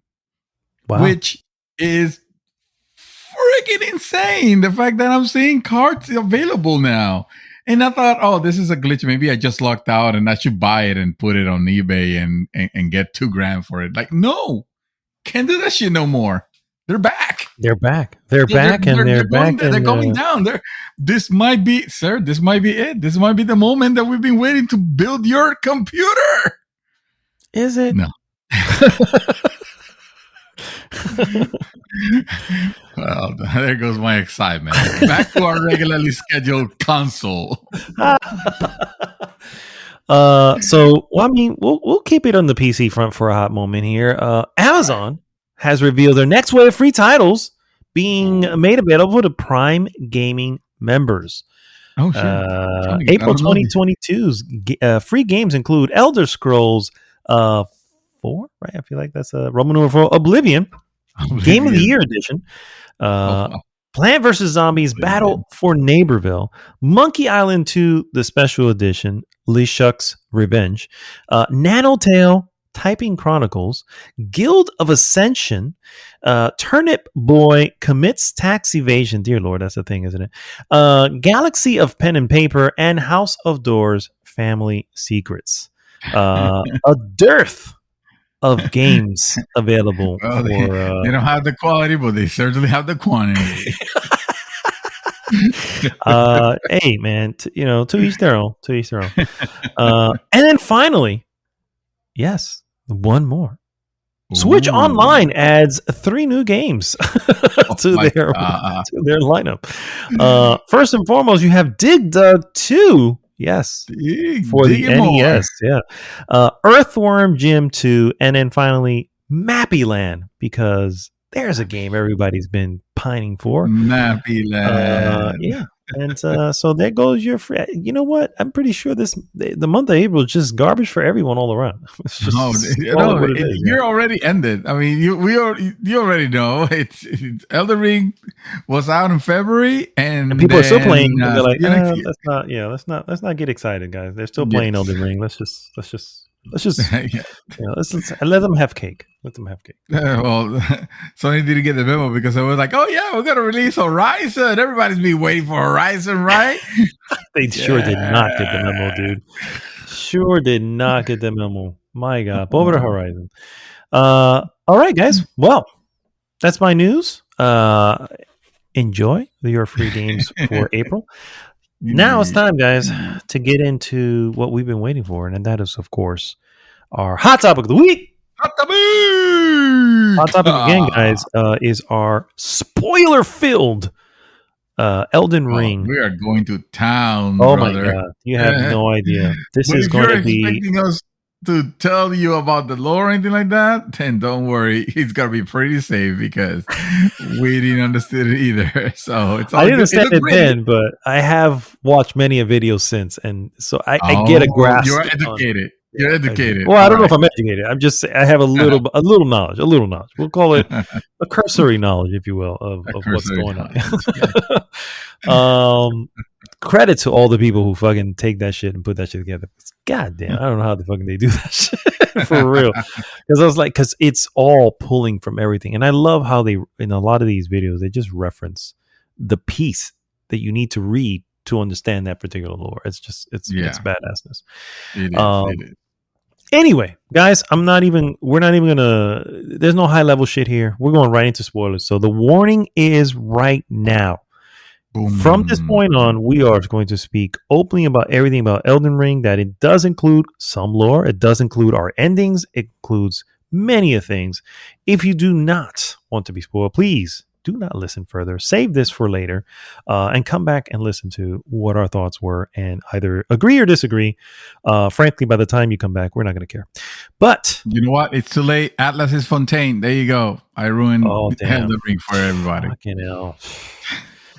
Oh well, since we're already here, let's go ahead and get into the nitty gritty of our field, sir. I don't know where you want to start, but honestly, you know what? I'm just going to start. That's going to be the hardest thing to exactly. Yeah, it's Elden Ring. Where do you start? I'm going to start. Exactly. That's exactly how you walk into the freaking game. Where do I go? Where do I start? Yes. Sir, I honestly am. I don't know, man. I cannot believe that the experience that I had in this last month, literal last month, where it was almost daily that I was playing, and almost just as much where I was playing with the group. You know, we were all together in a chat group on PlayStation 5 and on PlayStation. It doesn't have to be PlayStation 5, but and so yeah, it's just. This is an experience that rivals many experiences previously. I mentioned off air or earlier, probably earlier today, that the last time I had an experience similar to this was when Final Fantasy VII the first time came out on PlayStation.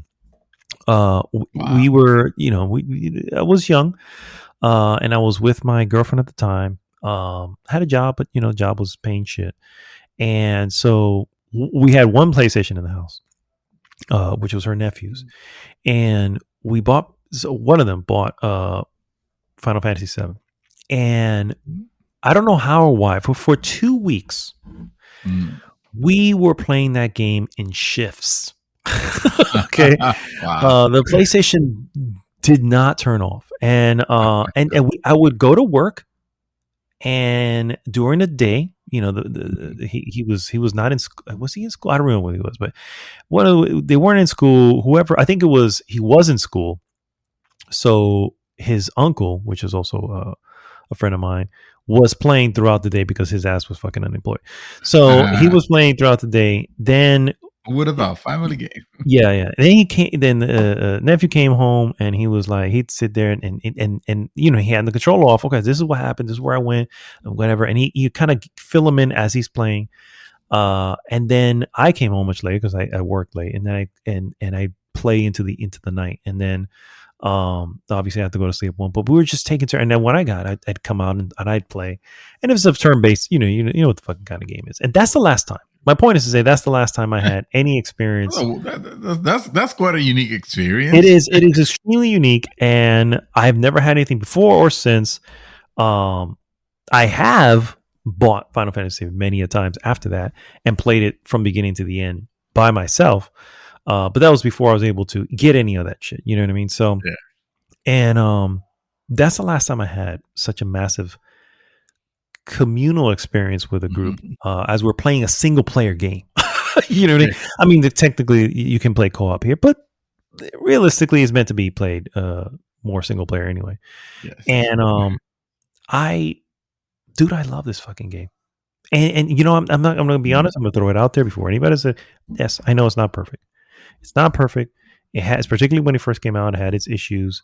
It now has its issues. It still has pop-in. It still has, weird things where I can see the grass popping in as I'm loading into a site of grace. Right. I don't care, bro. This is the ultimate game that proves gameplay is king. And as long as that gameplay is there and it is all kinds of awesome, it rules. Yes. And that's how I feel. Those are my overall thoughts of Elden Ring and the experience that I had with it. We kind of wanted that, right? When we were when we went into, I feel like, especially when you went into Dark Souls, ready to go full force at it, and you played the remaster and you played the Dark Souls 3, and you mentioned it. It's like, this experience was awesome. I just wish that I would have been part of, the pioneers, the people that, you didn't say it like that, but basically it was, being part of the group that goes into the game, that nothing's out there. There's no, min-max guides and videos and all that, all that jazz. It's just, nobody knows about it. Everybody's discovering things on the game. News are still coming up, all the crazy new shit that came out. Like, there was, I think, news of like underwear, like a graphic of underwear was left somewhere in the game, like some shit like that, or some door or some hidden path that you had to attack 50 times until it actually opened up. And who knows where it took? Like, I didn't want to be spoiling anything, so I didn't even read that piece of news. But it was part of that communal experience. The discovering this world that Miyazaki had created now. That we already knew what to expect in the sense of the type of game that was going to be. It's like Dark Souls, like Dark Souls 3. It's like those Soulsborne games. But I don't think any of us was prepared for the sheer level of content that was put on a game that it doesn't even look like he had that many in the sense of its file size, of its size overall. Like, I think the game is like somewhere around like 30 something gigabytes, which you look at games now, and even the shortest first person shooter, it wants to be 100 gigabytes. And for 6 hours of entertainment. And this one is smaller. The graphics the graphics are really good, but they're not next gen. No, like I wouldn't consider anything that I saw to be next gen. It was just, hey, we're going to use this asset very, very well to make a very convincing and awesome universe. Using the assets wisely. Yep. Yes, exactly. And in a matter that looks like a believable living world, rather than just having like I described this game as having multiple layers of world building. Like you have your open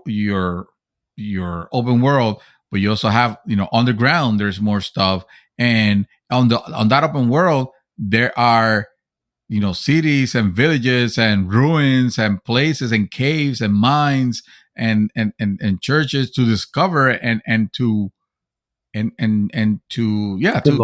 deep, to explore, which, and to discover new things and yeah, man, you don't tend to have those with a lot of open worlds that they look beautiful, they look beautiful, but they are kind of shallow in their design. It's meant to present a beautiful world for looks only, but that for example, if it's usually like a house, that gives it away, like a habitable area, it's like nobody will actually live in a place like that, because this place doesn't even have it's like one room basically, or one shovel somewhere, or a straw cottages, or shit like that. It's like it doesn't seem, it seems like a playground rather than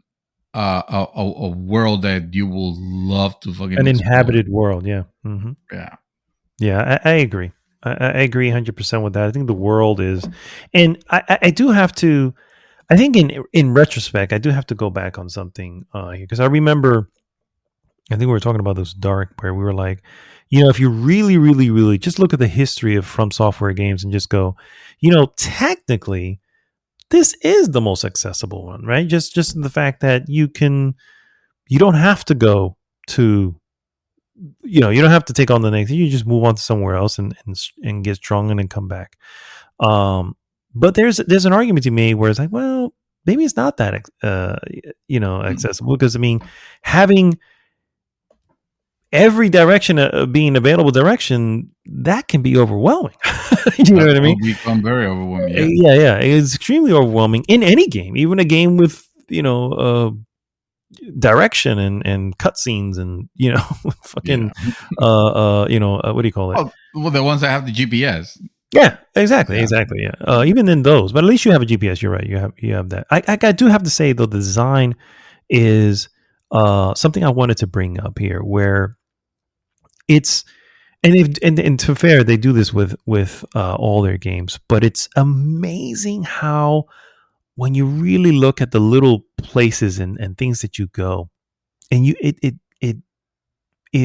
it does teach you. There are lessons there, and it really comes down to whether you want to see them or not, right? And I made three bullet points here on the three main lessons you learn right up front, and they're so instrumental, and you carry them with you throughout the rest of the game. And the first is obviously when you have your little tutorial area inside whatever, but then you come out and you're into the open world of Limgrave and everything. And what is the first thing you see? And everyone sees it. They always call it out, and you see a tree sentinel boss.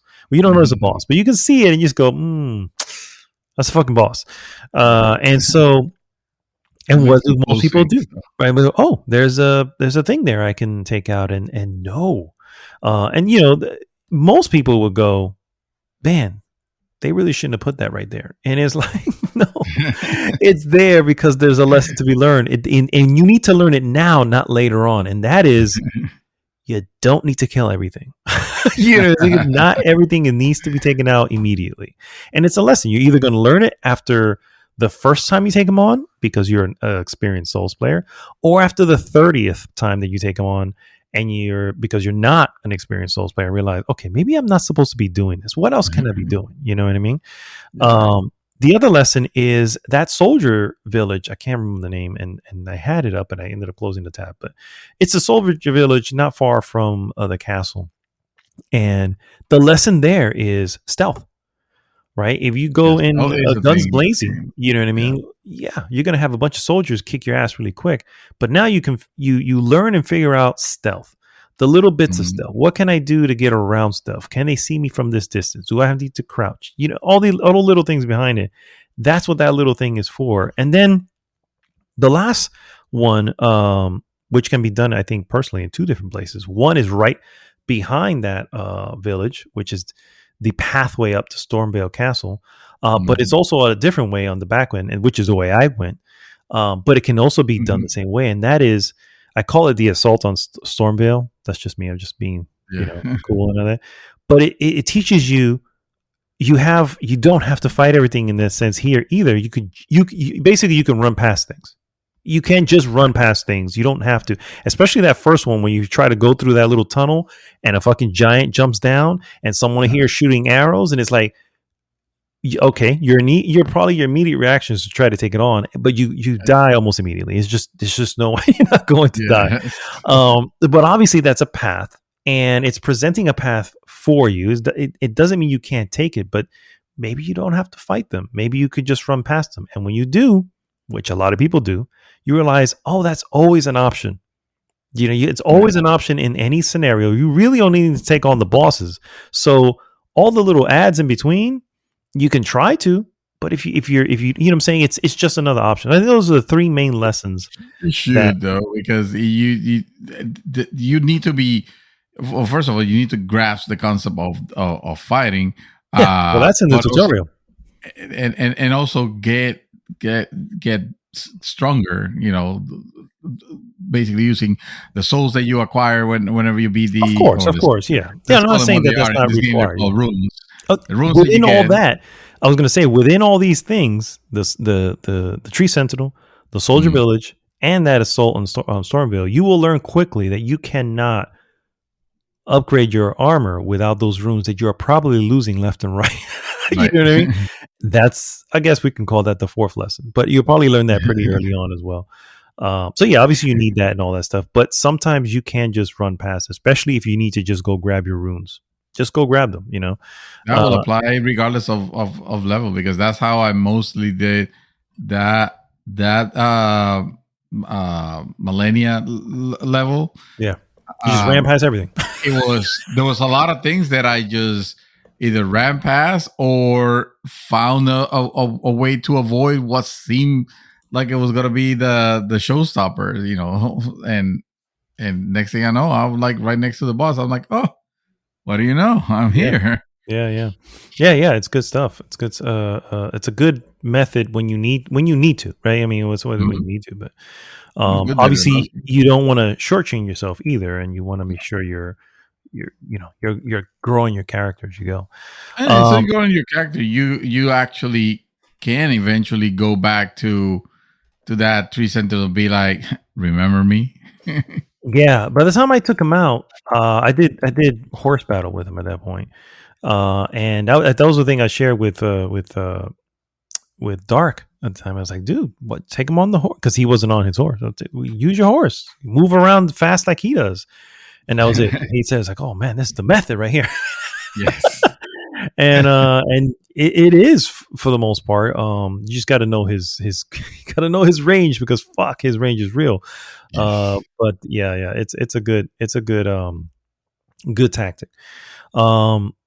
So yeah, man, we got a couple of categories. I just kind of wanted to start. I don't know if you want to go with your favorites, but tell me about your character. What was some of your favorite weapons, armor, the whole whatever you want to go with. Okay, so I went when I started the game. I went with a confessor class, and my angle was that I was interested in building a character that was going to be sort of a paladinish,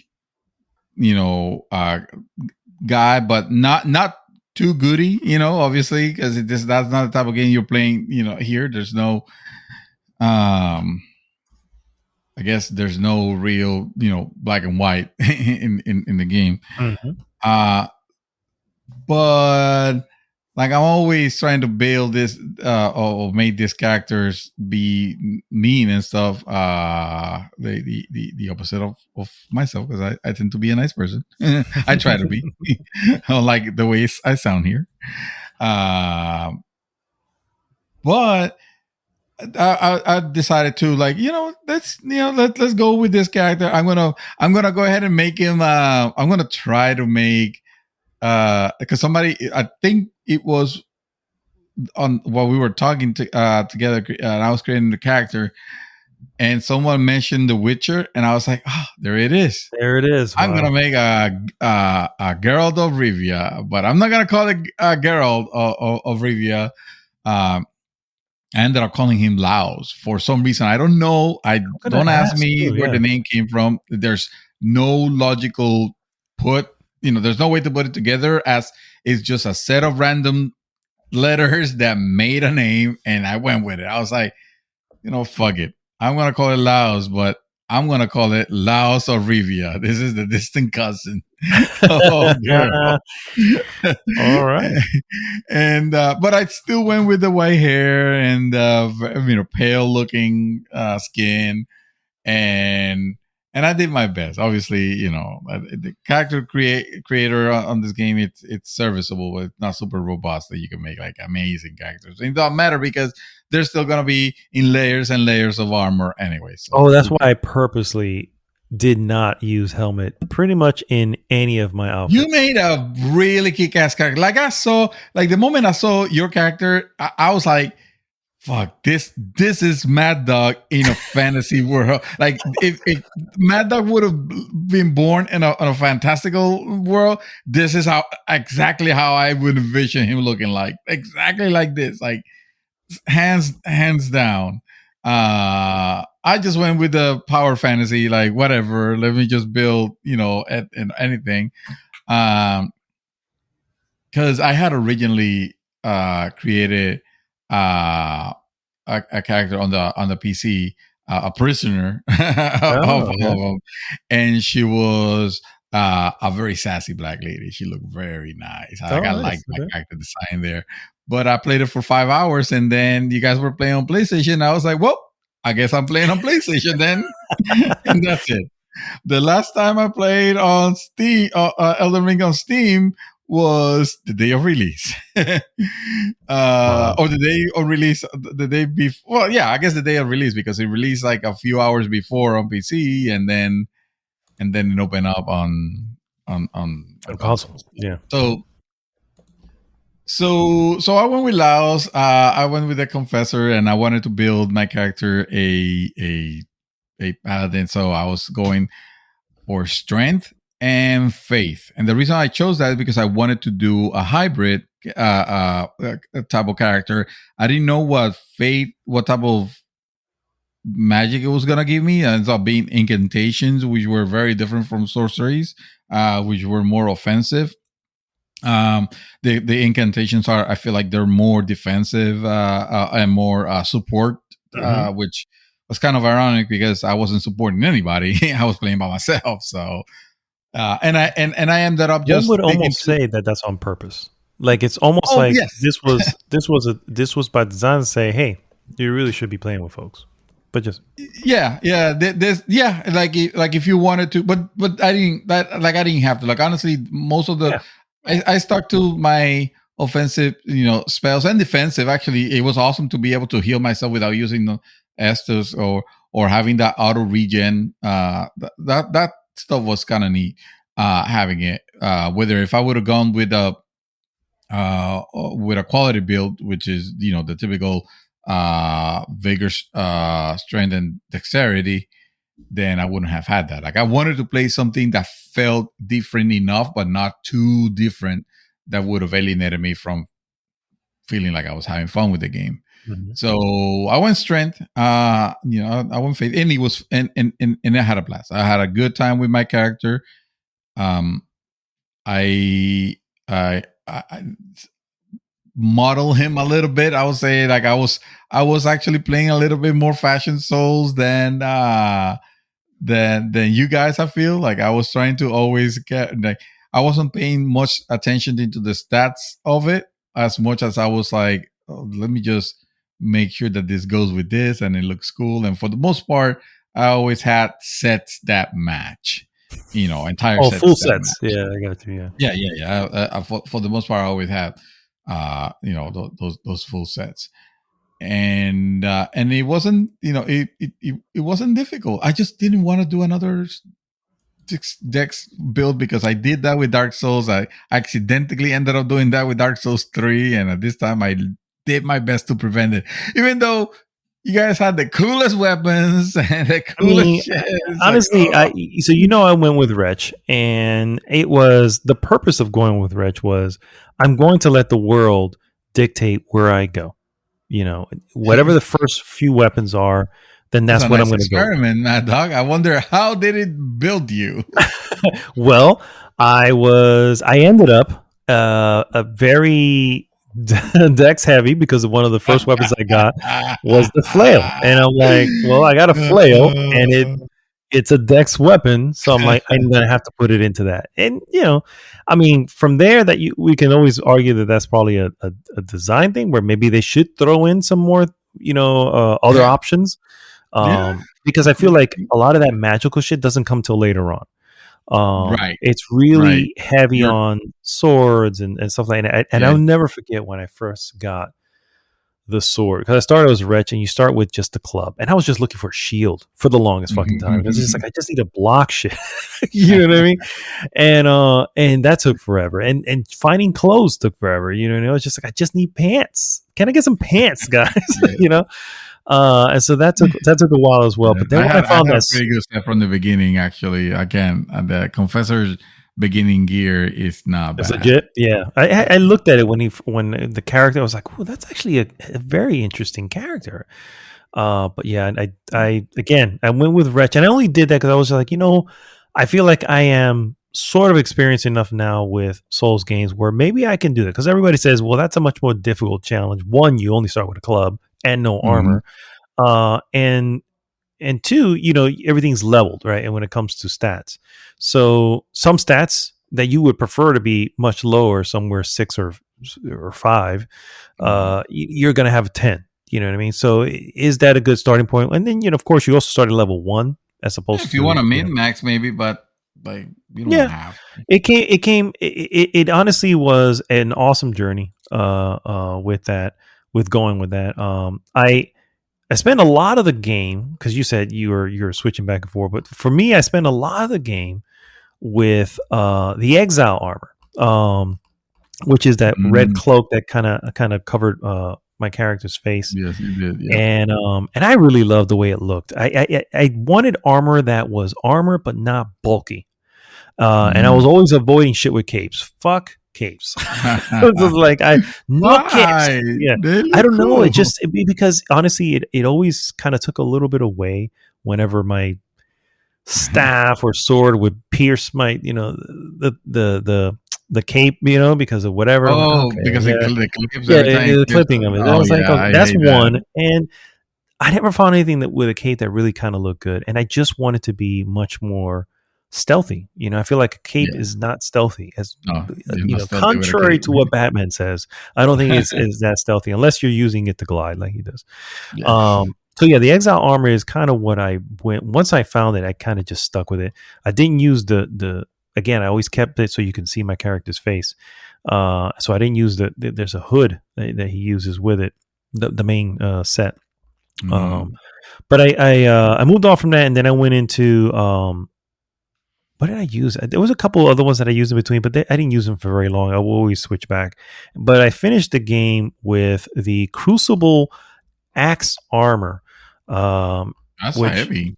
That is. Yeah. By the time I had that, though, I had plenty of endurance to be able to wear it. Crucible Axe set.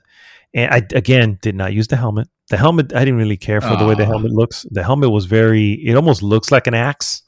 You know what I mean? Yes. But I did use the rest of it, and then of course I put on the horns, the horns that I got from Sophia River. I'm sorry, man. I didn't want to tell you because I didn't want to ruin your experience on it, but I fucking hated those horns. I dug them, bro, because it especially when with that armor, I was like, you know what I thought of? Do you remember the movie? You probably don't. I don't know why I'm even starting this question, but this is called Legend, and it's an old movie. But anyway, you've probably seen the demon.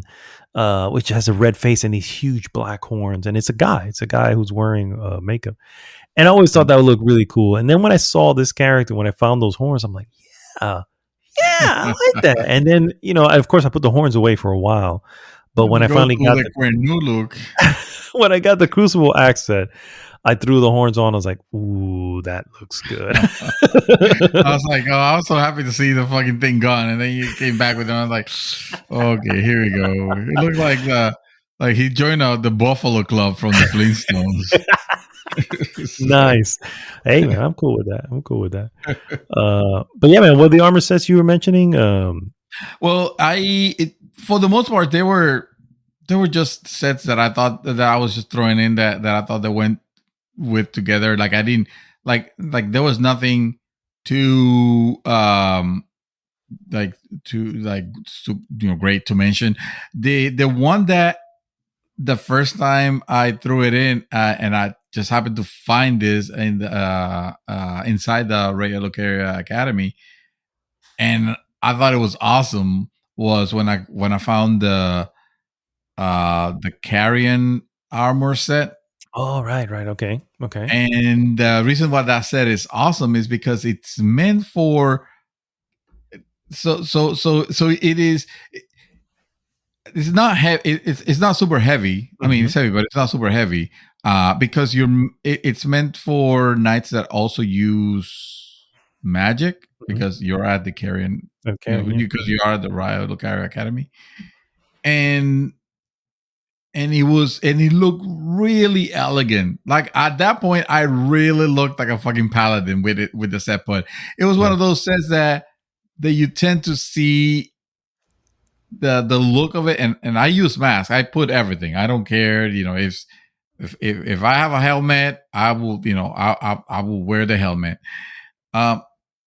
And I put in this set, and I look like the poster for the game itself. It's like the quintessential Dark Souls knight. Yep. Is this set? And sure, some people might say, "Oh, that looks basic as fuck," but I thought it was rad. I thought it was really cool, and I just went with it for the longest part of the game. I had that that set on.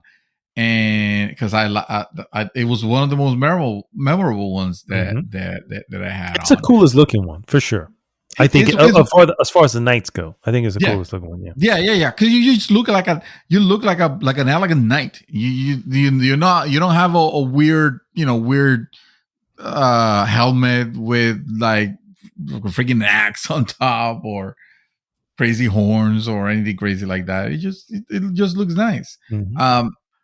At one point, though, I had to drop it down a little bit because I was starting to get a little heavy with the stuff that I was using, the weapon that I was using. For the most part, the weapon that I started using was one of the very first swords that you encounter in this. When you encounter that first battalion. Before you get to Stormwind, that are just hidden, sitting there, and there's like a cavern with a chest, and you open that chest and you find a sword, and this sword was a lot better than the rapier looking thing that I was using, so I just threw that aside and started using the sword. And it was nothing special, obviously it's a beginning weapon, but for the longest time I was frustrated because I could not find a freaking weapon that suited me. Every time I found something cool, it had dex requirements, and that's why I said the game really tried to skew me into that dex build. But I was like, no game, I'm gonna stick to my to my plan, which is strength and faith. faith. The strength and faith, and I just get going, keeping that for like the first third or the first quarter of the game, I will say, because this game's fucking humongous. And eventually I found what ended up being probably my favorite weapon of the game. Not that I've seen them all. Obviously, there are more cooler ones, and I bet you guys have like 50 examples. But the one that suited me properly for my build ended up being the Magma Worm Scale Sword. Oh, which I just which I ended up nicknaming the Pluma de Gallo. Because that's what it fucking looks like, a freaking piece, like a black feather almost. Yeah. What it looks like. Is this like, and it looks very mean and posted. So I was proud that I finally had a weapon that looked like something scary. That it wasn't just a regular sword. Even though I was already increasing my sword level, my regular crappy sword, to levels that it shouldn't have been, because I just couldn't find anything else. But once I got a grip of this, it was a total game changer. Literally, game changed for me. Now, because one of the things that this weapon has that is really cool is that it has this wind, like the special attack is like this wind up attack where you just crouch on the floor as you're getting ready to leap into the air, grabbing the sword by both ends, almost like a cleaver at that point, and just slamming it into the ground. And when you slam it into the ground, you also create fire damage, like an AoE of fire and magma. That ends up, taking not only the original the hit itself is powerful, but also the magma just keep AoEing the enemy more and more. And this is the best part, it had, because the wind up almost has an invincibility frame, I want to call it. Like, while you're winding up, if you get hit, I mean, you could get hit. You'll see your life go down, but you're not interrupted, which is cool by itself. Yeah. That's but then good. once you're up in the air, like, it doesn't matter what they're swinging, nothing can touch you. So it's almost like a free, it's almost like you're doing a dodge at the same time. Yeah, exactly. So that's what I'm saying. It became a game changer. Suddenly I was able to take on a lot of bosses, like that, and the game lightened up, substantially. And sure, at some point I got a little bored with it, because also it was not like the fastest swing, even though it was faster than the weapon that I was using it. And I ended up getting a golden halberd, recommended by Dark. Which had a power that increased that boosted my strength and my defense, and I played with that for like the last half of the game. I ended up playing with that, but ese Pluma de Gallo was like, dude, it was fantastic. Did you max it out? I feel like you maxed it out, right? I did. I ended up maxing out the golden halberd first, because I was having a good time with it. I was like, I was really, destroying fools with it. And I said fool, I mean like the mob. I wasn't doing PvP, but it was a really strong weapon when you raise up your offense and your defense. So I used it for a lot of boss fights. But and then the game allowed me to max out the Pluma de Gallo, the magma worm scale sword. I fucking love that name. And then so I have my choice. I have my choice of beating the last boss with with either one of the weapons, and I chose the Pluma de Gallo because I felt like, even though the other one hit harder, this one swing faster. And maybe it wasn't taking as much, but the fire damage was good damage. but that frame of invisibility was fucking valuable. Oh yeah, especially because I couldn't see the attacks that the last boss does. There's a lot of them that I could not see them because the thing is so huge. And let's face it, this games sometimes they don't have the best camera handling. Mm-hmm. so it was very difficult to see what was happening. So I was like, fucking, I'm close. I'm just gonna spam the shit out of this until I run out of FP, and that should take a decent chunk if it plays out right. Yeah. Similar for me. Obviously, early on, I was able to get the Bloodhound Fang, and it's actually this is actually pretty attainable pretty early on from an Everjail, where you fight. The character is Bloodhound Knight Darwell, and you get the Bloodhound Fang, which is a great curve sword, and dude, in essence, the same way you feel. First off, at that point, it has light on requirements, only 18 dex. Excuse me, 18 strength, 17 dex. C scaling with dexterity, but I was able to get it pretty early and use it pretty early. And as you mentioned, very similar, a game changer. It has the Bloodhound Finesse, which is the special attack, which many of you have seen, which is just an upward swing with a sword that the character sort of just uses that same momentum and then leaps backward. And it just gives you this nice gap of space between you and whatever you're fighting, which is excellent because if there's anything, one of the biggest issues with Dark Souls is going in for the hit and realizing there's a hit coming at you.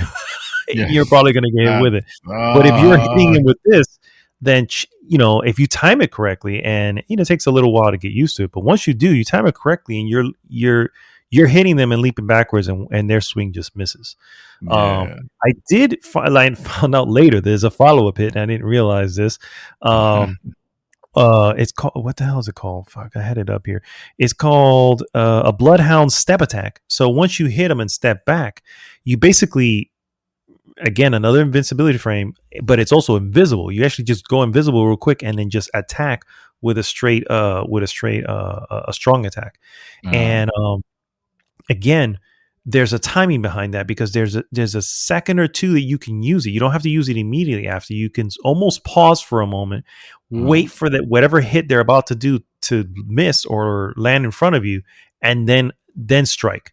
And that's something that I learned after a while. And oh, dude, that's the one I finished the game with. And that move is literally the last move I made, full, complete to the Elden Beast, the backup move, and then I came in with a slash, and that was it.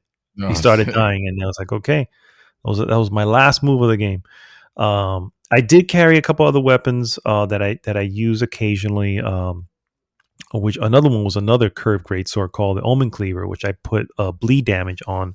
Oh, by the way, the Bloodhound Fang also had bleed damage, which really, really helped on top of that. I will say, yes. Yeah. The Omen Cleaver doesn't have bleed normally, but I added a bleed Ash of War, which really it was almost unfair sometimes.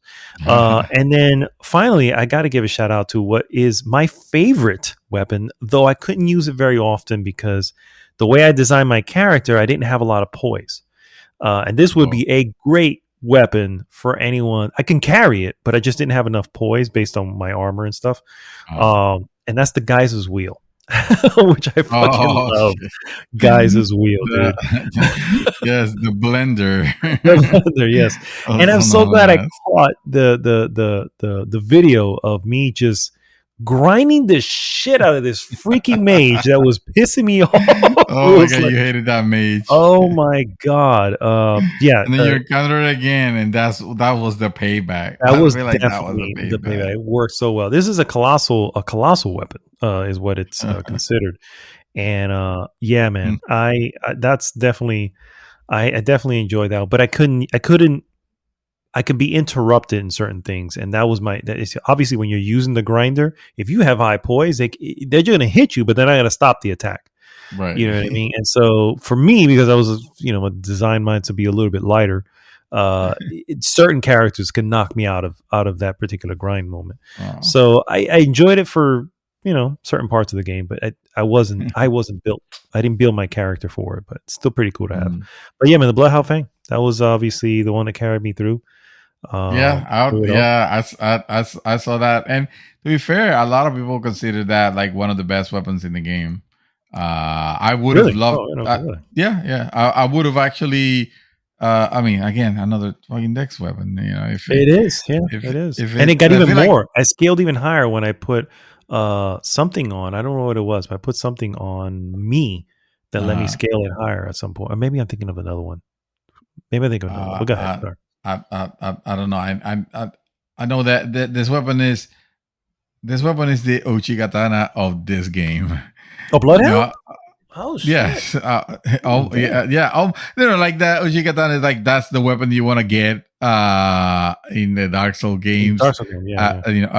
First, and this one has an Uchigatana, and it's probably good, but you start the game with it if you're a samurai. Yeah. So it's probably not the best. Right? Okay. You start with it if you're a samurai. Yeah. I didn't know that. I would say the only problem with this is still a heavy sword. So it's not like the Uchigatana, for instance, where you can slash. You know what I mean? This is 1, 2.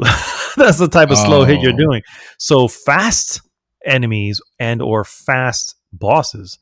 It's a learning curve to figure them out. You know what I mean?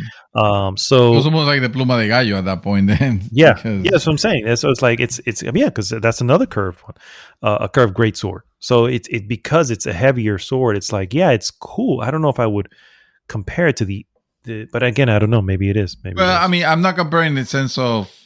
I don't mean in the sense of stats. I mean it more in the sense of desirability. Gotcha. To be to want to have a weapon that could like destroy fools early. That's true. And that is definitely early. Yeah, I see what you mean. Yeah, that definitely I did receive that early. So, sir, Ashes of War, talk to me. I mean, outside of the mimic, you know what I mean.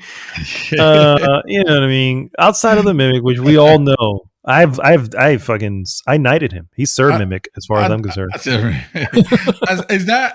Are those so the ashes of war? What are the ones that you're using on your weapons? What are those? The ashes of war as well. The what is the other ones? Aren't they the same? Spirit. No, I think one of them is like the spirit. That spirits that you tune the spirits.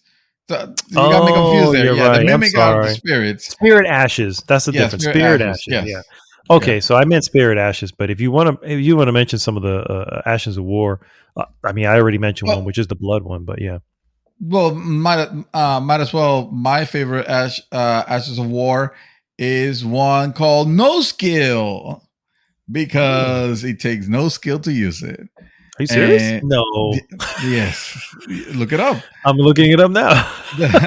So No Skill is the perfect Ash of War to have, because it does absolutely nothing. It just lets you use your weapons secondary attack that you normally can only use when you're dual handing it. Oh, gotcha. It will let you use it while single handling it. So therefore, you don't have to be changing back and forth. Like if you wanted to have your secondary powerful attack, weapon specific powerful attack. Gotcha. Okay. I see what you mean. Early. Yeah. Okay. You get that. You get that early from a vendor at the Storm or nearby the Storm Mill Castle. A vendor of some sort. Yeah. Yeah. But yeah, no, that's definitely because I never. By the time I had weapons that I would have liked to put a different ash, it would not let me. It wasn't letting me because he said, "Well, the weapon's already considered a." Yeah, like the Blood Fang. The Bloodhound Fang. Excuse me. I couldn't put anything on that. That's what I was thinking. I was like, I can't put anything on this. It must have been the other blade. I did get a couple of dual spears, or the spears that have the two whatever on each end. They have it, and I put a lot of different things, just playing around, see what I can find out there. But yeah, I see what you mean with the no skill. I didn't even think about it. Well, I didn't even know that was even an Ash. I was avoiding shields that had skill, right? Because if it's a parry, it's like, okay, I'm not trying to parry, dude. I'm trying to use my special. Oh, that's funny you mentioned that, because I do have a skill, a parry skill that was, I think it was called Golden Parry, that I could do the parry from almost pretty much any distance. I mean, not too far, but it was, I could be far enough, and I still and you still parry him. So I was like, fuck this shit. That's awesome. No skill it is. This Ash describes me. That is awesome, dude. I didn't even know about that one. I wasn't trying too many freaking ashes of war, but I did try a lot of the spirit ashes. The wolves, obviously, you start off early, and I used them for a while. When I took on Renala, I unleashed a group of them there. And unleash the wolves. Oh yeah. And they lasted throughout the entire fight. The second half of her fight, obviously not the first. First half, you don't need anything. The first half. Yeah. But I from there, and then the ones that I used a lot of, and if you do them strategically, you can really, really cheese some fucking enemies and bosses. And that was the marionettes that shoot the arrows. There is a boss fight. Yeah, there is a boss fight of a Crucible Knight that I would. You need to watch. It's on the GG. It's definitely mine, and you need to watch it because the Crucible Knight is like blanketed in arrows at one point. Barrage on arrows. That's hilarious. I've had that and I never used it. Like I never used a lot of the spirit one. I would have loved to. Oh, I was using it. Honestly, I would if for only interference. I would do that. I did that with Godric. I did that with the one before him. What the hell's the one before him? Market. I did that with a lot of them, and it really was just like at the halfway point, like with Godric when he pulls his hand off and takes the head of the freaking thing. That's when I called out the wolves. Not at the beginning. I was like, I need to get to that point, call out the wolves, and now you guys can just play interference. And it's sometimes it wouldn't last very long because they weren't very strong to begin with, those actions. But especially it was just enough, right? It was just enough to just keep his attention in one direction so that I can be smacking him on the back and shit. I want to see that list. I want to see that list that shows, okay, because I feel like once you acquire the mimic, it's like everything else, it might as well not exist. Like the mimic, it's still the most overpowered Ash spirit that exists. And I was frustrated because I got it the night before the patch that allegedly nerfed it. So if my experience with the mimic all the time was the nerfed version, I don't even want to imagine what he was doing while he was not nerfed. I mean, he was probably playing the game for you at that point. I have to agree, sir. I have to agree because I was just like, he is ridiculous. He rolls, he dodge rolls, and he uses your items, like whatever items you have, he has. He has, them. Yeah, you know what I mean. And it's just like, whoa, it was too much. It was too much. But it was almost like easy mode at that. Even though the game's not easy, I'm not saying that it suddenly make it this, but it still requires you to be good.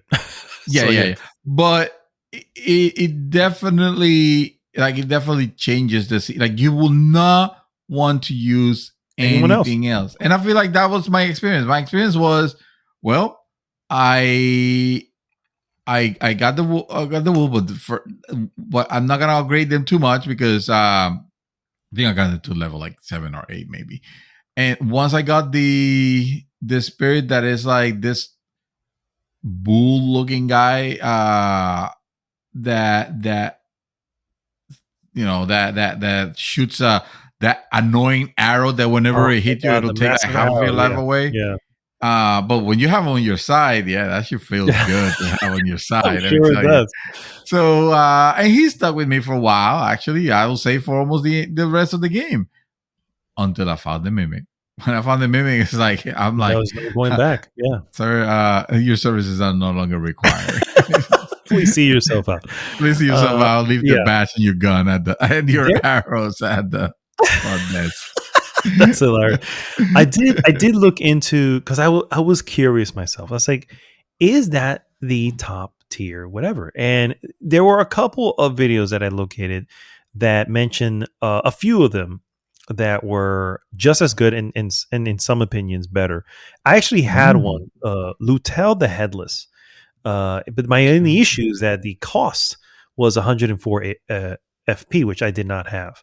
I had towards the very, very end of the game, but at that point I was like, well, I got the fucking Mimic. Who gives a shit, right? So I never even give Lutel a chance. And by the way, I had the Mimic all the way, maxed out at the thing. Lutel was sitting there at +1. It's like, so I'm going to start at the beginning with you? No, man, we're good. Yeah. I'm using Mimic. But the Lutel the Headless, which I did have, and I got early. I'm a little bit bummed that I didn't get a chance to even try it just to see. It's a character with a shield and spear that also reacts pretty well when it comes to fighting and overall, and you know what I mean, and stuff like that. But also has a shield, so it's also protecting itself with like one of those big heavy shields. If you have a big heavy shield, if you have the shield, if you have a heavy shield, exactly. Yeah, exactly. It's gonna just mimic whatever you have. Yeah, I agree. I also have to agree that that's probably a little bit of a bummer. Where it's like, well, again, once we got them, we didn't really need. We didn't need any other ones. Yeah, that boss fight was kind of like, okay, I know this is tropey and all, but it is kind of cool to see a copy of myself using the freaking magma scale sword against me. It felt like, oh shit, now I'm on the other side of that. Oh, the boss fight, yes. I did take him out on my first try though. Me too. But yeah, it was like, oh shit, now what I'm gonna do. But I did have the marionettes. So he got shoved. I had the marionettes also and never used it. How are they? It's just the one with the shooting arrows. The shooting arrows. Okay, no. I have some other ones that call that it's like I forget, like it's supposed to be like a couple dolls maybe or something. I don't know. And I never used marionette soldier. Let me see. Is that? But I know which one you're talking about. The one with that throw the rapid fire crossbows. Yeah, they have the two crossbows. Yeah. I was like, oh shit, it's so good. It's so good. But speaking of bosses, sir, let's get into it. Your surprise one shot. Who was it? Oh shit! I maybe someone in an Evergel. Maybe I don't know, because I did not have a boss fight that was a one shot. I had ones that I was taking them off. The Mimic. That's still technically a boss fight. Yeah, but I didn't one shot him. Oh, that's what I'm saying. That you took him on your first try. Oh, now I'm sorry, not one shot. That's what I mean. One shot in the shot of taking them your on. First try. Yeah, your first try. Okay. I was gonna say, man, how powerful were you that you were one-shotting bosses? I was not one-shotting anybody. Okay, so you mean like that on your first try, shot you got him? Yeah. Definitely. Oh, it definitely must have been that Godfrey the Elden Lord. Yeah. Godfrey the Elden Lord. A fight that in its presentation alone looks like, oh, is this the final boss? Like it is. It's almost like embarrassing. Very imposing and very crazy. But of course, I can't say it was all me. I can't say it was all me because I had the Mimic. It doesn't matter, bro. It's still technically, yeah. Okay. Well, not only I had the Mimic, I also had what's her name? The one that calls you, the one with the close eye. Melina. Melina, yeah. You had her fighting? She was also fighting. Yes. Are you serious? Oh, she was a summon. Now I don't know what needs to happen for some of these summons to appear, but every now and then, like it happened maybe 2 or 3 times in all the bosses that I fought. No one, bro. Never? One. Not a one that was able to summon to a fucking battle. Dude, bro. I summoned like on the first, on the gut, like the first. Except for the Radahn fight, but that's obviously on purpose. Oh yeah, those are on purpose. Right. No, but the first fight with Godfrey. Godfrey, yeah. Mm-hmm. Yeah. The first boss. Even with him, I got. You're talking about Godric. Godric. At the very beginning, yeah. The very beginning, Godric. God damn it! The names. They had no. So it's imagination when it came to these names. Well, there was some sort of rumor going around that the names of the bosses they always had the similarities. No, they always had the initials, like George R.R. George R.R. Yeah. Yes. So guy. There was and he had to he had to deny, like, no, I had nothing to do with it. That's not a thing. Anyway, so yes, on my the first Elden Lord, the real fight. Yeah. Yes. I had, like, I mean, once you have the Mimic and Milena fighting with you, like, that shit was over in, dude, I'm telling you, I think it probably lasted a minute. Wow. And that was gone. Okay. Well, that's actually one of mine as well. First time I didn't have anybody. I did have the Mimic, but I didn't have anybody else. Right. And it did just the one time, and it's on the exact same one that happened, and with full cutscenes is on Gigi's YouTube, because I snipped. I was like, I can't believe I fought this guy on the first try and beat him. Okay. No, you got him because I accidentally got him early. Like, I wasn't ready to beat the game. I still had areas of the map that I hadn't discovered or anything like that. Like, I was not ready to fight him at all. I have no idea if I was early or not. Maybe that's the reason why the game felt sorry for me and gave me Milena to fight with me. I mean, I don't know. Maybe, but still, I mean, it worked. But I did not get anyone in any of the fights. Oh. Except for, like I said, the Mimic or whatever I brought in with me, basically. Two other ones that I was able to one shot or on my first shot, I really should say, was the Black Blade Kindred. When I took him on, and then the Godskin Duo. The Godskin Duo. Yeah, the Godskin Duo you did on the first try. On the first try with Mimic, I didn't even know that it was a fight. Like, I just walked into the room and then they were popping in the one fat and one skinny guy. Are you talking about the one on that cave that has the spirits that you have to kill because the snails that start calling wolves and knights to attack you? No. This is Godskin Duo is, you have the skinny tall guy dressed in white, right, and then the really fat dressed in white dude. Yes. There's both. Those are the duo, and then and you fight them. An infernal version of those motherfuckers. Oh no! This is the main. What I found out to be the main story, Godskin Duo, which is in the crumbling. You must have fought them because it's part of the main story. The crumbling. Fuck is it called? If you look at the Den of Geek list, it is number. I can't believe it's that low on the list, but it is number 3 as the hardest. They were not okay. No, they're number probably 3. Talking about the ones in the cave, because again, the ones in the cave were these are the ones motherfucker. I had to come back. I had to leave them and come back. Maybe twice, actually. That happened. Well, this is from the image. The ones they're referring to here are the ones that's just looking at the background. This is the ones in the crumbling Azula, and it's basically 2 of them, and then they disappear, and then another 2 come in. The same exact ones, and you're like, "What the hell? Why are they repeating?" Are you sure these are? I don't remember fighting them. I remember fighting them on that cave. And that was this one here is definitely the crumbling Azula, and it is shit. I'm gonna need that list of bosses again if you could send it, whatever. Oh, okay, yeah, I'll send it. Yeah.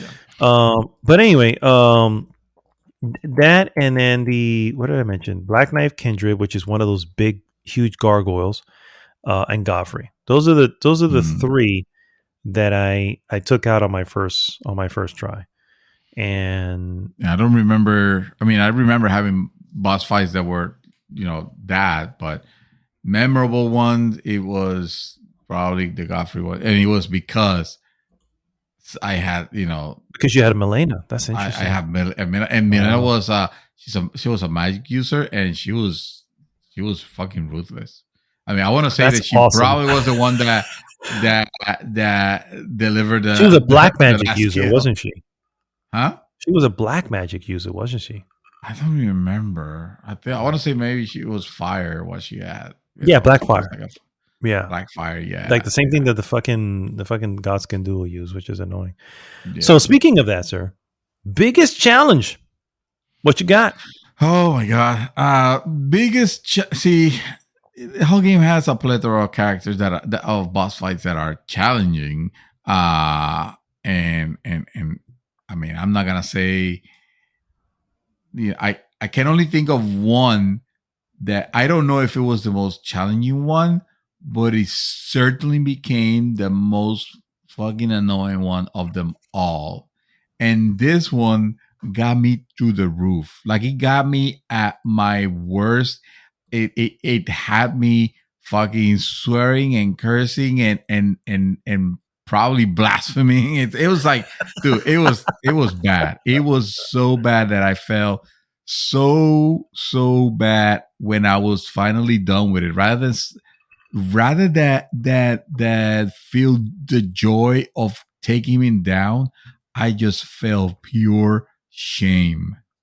Wow. I felt, you can ask Dark, because I think he was the only one that decided to stay. The only one left. And his name is Malekith. Malekith. Oh, fuck the Black Blade. That guy. The Black. Yes. Fucking to that nation. Erica's shadow. Yes. It was annoying because it was one of those fights that is like, I know I can take you. I know I'm taking you down. Why are you not dying? Why are you killing me on the very last when I just need to take you just one more time and you'll fucking die? And dude, like I said, probably not the hardest, because I can remember, I think that he's definitely hard. I don't know if it's the hardest, and I've taken on, like I said, Radagon. Everybody was saying it's the hardest, and it's like, no, Malekith I know is harder than Radagon. Malekith was well, dude, the fucking Black Kindred, the Black Blade Kindred that you one shotted, as you say, that motherfucker was very hard. Like, I had to come in fully leveled up. And hit it as one of my last things. Yes. Oh shit. That gargoyle was a bitch, dude, because he was too fast for my weapon. It was just too fast. Again, I had the mimic, so it was playing in. I had the mimic too, and I mean, it took a fully powered mimic and a full and ready to fight the last boss version of myself to be able to take that motherfucker down. Like, I went to the dude inside. You know how there's a temple inside. I went to that dude. Like, I was able to open that door and go into that dude before I was able to kill this motherfucker. Wow. For me, sir, my most difficult, my most annoying and difficult and just biggest challenge wasn't even Malekith, but it was the fucking tree sentinel right outside of Malekith. Fuck that guy. Okay, I mean, if you look at the tree sentinels beforehand, okay, just looking beforehand, you had. I think that's another that I killed later on after I had already. Like, it took me a fully leveled motherfucker to be able to take him down. It was. Actually, I beat the game. That was what, because I remember I killed him when I was already playing with you guys. Oh, this past Tuesday, right? We were already past the game, yeah. Not me, because I was like, and you know what? You were like, fuck that, I'm just going past him. And I never even thought of that because I just saying it's not going to let me past them. It has to, this has to be the path. This is the way. As the mighty Vasividya says, he's not blocking the path. He is the path. You know what I mean? And so I was like, no, I need to take this fucker down. And then you fucking do it. And you just run past him. I'm like, motherfucker, why did I do that shit? Anyway, I sat there and banged my head on this fucking dude. And when I got him, which again, video, YouTube, GG, because it's a great fucking feeling to finally just figure out the pattern. Because again, I don't have faith magic. I don't have regular magic. The only thing I have is a sword. I have to be right up on people. And this particular one does not allow the horse, does not allow the mimic.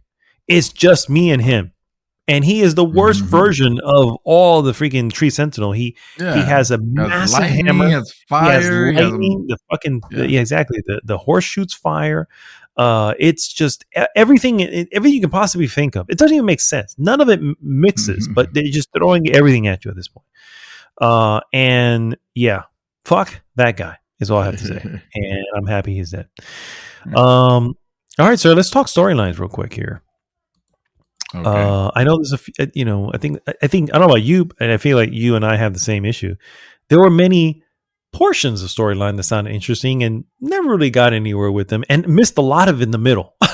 You know what I mean? It was like I finished them, I started them and finished them, and there's a lot in the middle that I was like, okay, I guess this is what we're doing, And then of course I looked more into the storylines after I beat the game, and yes, by the way, I missed a lot of, particularly my ending. Of Ronnie's storyline, where I'm like, man, I missed a bunch of shit here that I did not do, but I still got that ending. I don't even know how. So yeah, go ahead. I don't know if you want to start.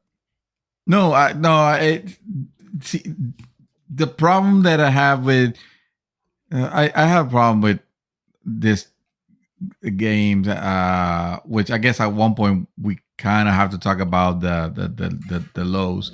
And one of the things I don't particularly enjoy about the game is that it doesn't, like, I don't want a GPS to tell me where to go next for my next point in a story. I don't want that. I'm not asking for that. I would like something that tracks the fact that I have a story, so that I know, I keep it on the forefront. But you meet so many people, in the game. Your mind just wanders, and what you think is a quest might not be anything, and what might have been a regular conversation of nothing just ends up becoming a quest. So I don't know what is a quest and what is not a quest. Everything's a quest. That's what I've learned from after the game. Everything is a quest. You meet an NPC of any kind, they're not there just to say hello. There's a quest behind them, and it's a shame because I feel like you and I, because we were, early into the game, there was updates that came in afterwards where those NPC locations were suddenly on the map. And you just, you have to actually bring up the map and just kind of look around to see what you see, and you can find them. But of course, we're already way into the game at this point, and God knows how many storylines we left undone, you know what I mean, by the time that update came through. But well, you have to find it. You like, they wouldn't automatically tell you, oh, this is the way the person is. You have to know that the person is there. So that means that you would have had to find the person first anyway. Well, I don't know, because I saw, there were a couple that I saw before on the map before I saw them, and one of them is Alexander in Azuria of the Lakes. Maybe you passed by him and just didn't notice it, but the game triggered the fact that, oh, you're in the area. You must have seen that could be it. That could be it. Not as Crumbling Azura, whatever the fuck this shit's called. And just looking around just to see, am I going the right direction? And I see the little thing. I'm like, who the fuck is that? And it says Alexander. I'm like, oh shit, let me go see where the fuck I didn't think I had gone towards that area, but maybe I had gotten close enough to whatever. And I've only seen him at this point a few times. I saw him at the beginning when I basically kicked him out of the ditch he was in. Saw him at Radahn's fight. Saw him at the the mountain with the lava. He was just kind of in the middle of lava, just out there and trying to mend himself.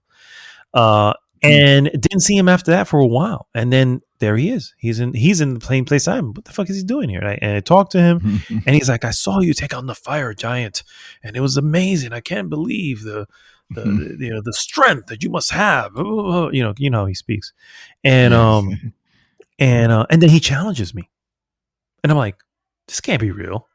No, man. And then I was like, and I didn't do it. I went past him and started going exploring, because apparently this was a whole area I didn't even notice. And his marker led me to that area. And I was like, oh, well, let me go explore shit. And then I came back and I was just like, there may be something special behind here. Let's take a look, And I was like, okay. And now we do the challenge. And of course, I'm very overpowered at this point. So it doesn't take long. It's literally a fight of 4 hits. He hits me once, I hit him 3 times, and he was dead. Wow. And then, of course, the coolest moment where he's just like, "I knew you would defeat me," but he mentioned some of this stuff, but he's like, "Oh, but everyone will know that Alexander did not, went down as a warrior," and he laughs, and then like all the pots he fucking blows up, dude, and I'm just like, I'm just devastated, bro. I was like, no, not you, Alexander. But you do get an awesome talisman that actually that powers you up, which is from him. It's you told me the talisman, and I got it. I just never. The first time I saw Alexander on the fucking Radan fight, and never again. Oh. That's not true. I saw him when he was trying to mend himself on the volcano. Oh, the volcano. Okay. But that was it. That was it. Nothing else. Wow. Yeah. That was an experience of the game that I completely missed. Because again, my problem with the stories is that they are so obtuse that you either have to be lucky enough to be at the right place at the right time, or use a fucking guide. Because otherwise, if you're playing this game blindly, I will dare you to finish a single storyline. Unless the storyline is literally taking you by the hand and telling you the next character is gonna be on Mountain Viviro or whatever, and then you go there and you find them, and even the ones that like I had that one that said, "Oh, you find D, whatever his name was, in the aqueducts near this Eternal City." I went to the aqueduct near the Eternal City. That motherfucker was nowhere to be found. And I was like, I'm not going to waste my time here, because I must have not hit the right time of the day, maybe, or the right time. And I don't have time to do that. Like, let's be honest with you. Yeah. The only reason why I ended up doing Ronnie's quest was because one of you guide me, though, and it was either you or Dark, but one of you guide me, and that's the only reason why I ended up doing that. That's the only reason why I either had her as an option of an ending unearned, because again, I didn't discover that shit by myself.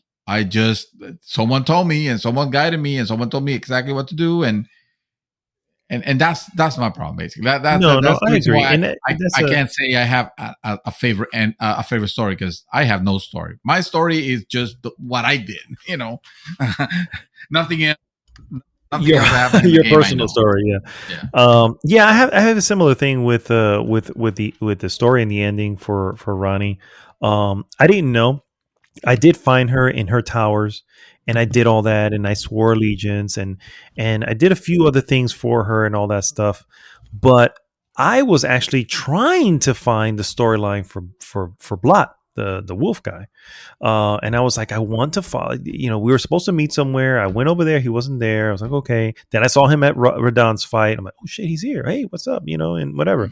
And then he says, I didn't do that well in the fight, because you could speak to him afterwards and after the fight. And he says, meet me at the city, understand, whatever. And I tried to meet him there. Couldn't find him there. And then I was speaking to Dart, and he was like, oh, what you need to do is you need to go here, and that'll continue the storyline. What is his name again? Blaid. Blaidd. That motherfucker. I met him. I met him minutes before I went to run that. Like I found him on the like you guys were telling me like, oh, there's this crater and this like that's what I met him for the first time. The first time I met him was in the forest because I heard howling. In the forest, right? Yeah, I met him in the forest. Well, I first heard the howling. Then, and this was very organic, so I have to give this props to the game. I heard the howling. I was like, "What the fuck this is?" I'm looking around. I feel like I can hear him. It sounds like it's closer, right? Because I'm listening on headsets. Then, for whatever reason, I end up going back to one of the merchants to get some items, stuff like that. And I see a talk option. So every time you see a talk option, let me just hit it, see what he has to say. He's like, "Howling in the forest." Well, that has to be blood, the blade, the whatever. And when you go there, make sure you use this. And then he gives me a fucking snapping freaking thing. Mm-hmm. I'm like, okay. And then I'll go back over to where it was. Yeah, I hear the howling, hit the snap. He jumps down. He says, "Oh, hey, do this, whatever I need to. I'm searching for whatever." That was the first time I met him. And so that was fairly early on because I hadn't even opened up anything else. I haven't even beat Market at that point. And so that was very, very, very early on. And then it was just this leap in time that I didn't even see him, and I saw him again at Radon's. No, see that leap in time, that did not happen for me. I found them, and then immediately I went to Radon, and then he's telling me like, "Hey, it's been a long time since we see." I'm like, "Motherfucker, I just met you a minute ago." Yeah. Like this is it, and I realized what it is. I found him late. So that's fine. I'm not expecting the game to recognize the time when I met him, but it was, again, it goes with my problem with the game, which is it's not a huge issue because I don't think the game is about those stories, even though the story is cool and cool, some of them it depends for the actual ending. It carries weight, but I just wish like on all the obtuseness, the storyline should be at least the least portions of it, because if you want me to if you want me to experience the lore, then don't fucking hide it behind a Simon's Quest to Simon's Quest Castlevania to the frigging that meme with where you have to you will it's an impossible thing to figure out. Unless you read Nintendo Power. Yeah, like I feel like that's what I actually needed to do if I wanted to do all the other. Which is another story is the one that you told me, the one with the go to the lady that is on the church. They go back to the guy. Now go back to the lady. Oh yes. The lady with the rot. Yeah. You have to tell me that. Listen, yeah. You have to tell me that. I stumbled upon it.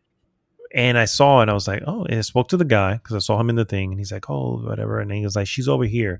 And then I go into the city and whatever. And then I stumble upon her in the church. And I stumbled upon that one organically. But I got her the needle, got her saved, went back to the guy. He was fine. But there's still story afterwards. And story afterwards. To be fair, she mentions whatever her name is, Millicent, I think her name is. She mentions she's going north to whatever or south to whatever. I don't know where she's fucking going. She does mention that, but I'm like, you were not taking notes. Exactly. I'm not. Okay. Yeah, we're not writing it down. Exactly. I assume we're done, right? Because it's like, okay, well, hey, have fun, be safe. Exactly. We have to don't talk to strangers, and that's it. But no, that's obviously not the case. There was more to her story, and that's as far as I got. What you saw is what I saw, because that's all I got. You know what I mean? Yeah. So I was like, okay. And the only reason I got Ronnie's ending was because I was searching for blood. And that led me back to fucking the portal, which sent me to the other spot, which got me to the place where Ronnie was when she kills the two fingers. And then I put the ring on her finger. And, that led me to that. But I was in search of blood the entire time. I was not searching for that, and I didn't even know that was there. So I was like, okay. And I was, that's what I'm saying. I was speaking to, because I was asking, I literally asked Dark, I was like, dude, I need to find Blake. And I'm trying to continue that storyline because he's a cool character, and in my head I'm going, he also has a cool armor and sword, and maybe I can get that if if things lead that way. And so he led me where I needed to go, and like a rod and all that bullshit. I was like, okay, I went all there, and Bly wasn't anywhere to be found, but it did lead me to Ronnie. And then that led me to the whole thing, and of course, obviously, it led to the ending that we ended up getting. So I agree. It's one of those things where it's hit and miss, right? You may hit some storylines, but you may not. But it is well, such is your experience. Yeah. Exactly, it is a fault of the game where, because you were missing again. I went back to look at the storyline for Ronnie, and I'm like, holy crap, I missed a lot, at least a good third of meeting points. Yeah. And even in my head, I'm going, why did the storyline even continue if I'd even do half of this? You know what I mean? Yeah. And then I also discovered what happened to Blade, and I'm like, well, shit, that I never triggered it. I don't know where I missed out on him, because I know I went to search for him in Software River, like he said, and he wouldn't nobody fucking found. So anyway, I hear you, sir. But let's move on real quick, sir. Your wow moment in the game. Is there one? I'm sure there are many. Oh, well, yeah. I guess the one moment from that game comes very early on, when you get out of the, when you get out of that cave where you are, and you realize that whole vastness, that tree over there, that whole area is Dark Souls, rather than just being, this crafted section, this crafted portions of it. And I know that is a cop out, but to me, that meant more than just the encounters, because I knew I was prepared for what this game was gonna bring. I knew the encounters were gonna be hard. The story was gonna be like completely, you can't tell what's going on, and but it did impress me being able to look, for example, from a point very far on the map, almost like, I want to say, almost like in the desert area, and look all the way to the other side of the world. There was some windmills, and remember, like, oh yes, I was there. Mm-hmm. I was fucking there, not too long ago. I do remember what happened. What happened there, and that interconnection was the wow factor to me. I have to honestly, that's not a cop out, because it must be the same. I have the same wow factor, but for me, it was basically the world, the massiveness of the world, and the openness of the world. But it wasn't until, like, I had already seen Caleb, I had already seen all of Limgrave. It wasn't until after I beat Godric, and you get to Liurnia of the Lakes, and that just opens, and you just look and you go, oh my God, look all that over there. And then you go to your map, and you realize that the map has now adjusted. It used to be the square over a certain section of area. And then now, because you've expanded past that, now that map is zoomed out, and this whole other area there, you're going, whoa, this is, and then it happened again when you went further north to the capital. It happened again when you went to the north.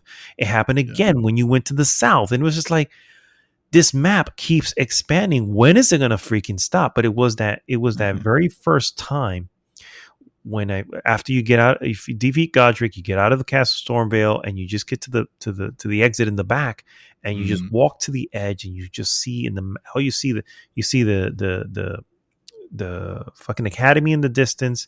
You see on the hill, it's just like this, all that, dude. It gave me that awesome leaving the vault moment in Fallout 3, where you're in the vault for a while, you're dealing with whatever, you're like, okay, then you leave the vault, and now it's this massive world where you can go anywhere and do anything, but you're afraid to do it because you don't know what's out there. Right. You know what I mean? Yeah. And I think that was, for me, my wow moment, for sure.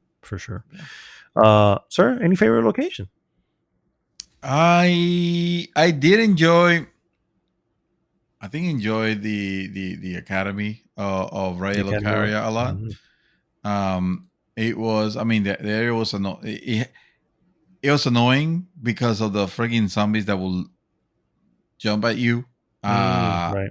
But it was an area. It was a place of study. It was a high place. It's a place of study. It was the fact that it was an academy of mages and sorcerers or whatever.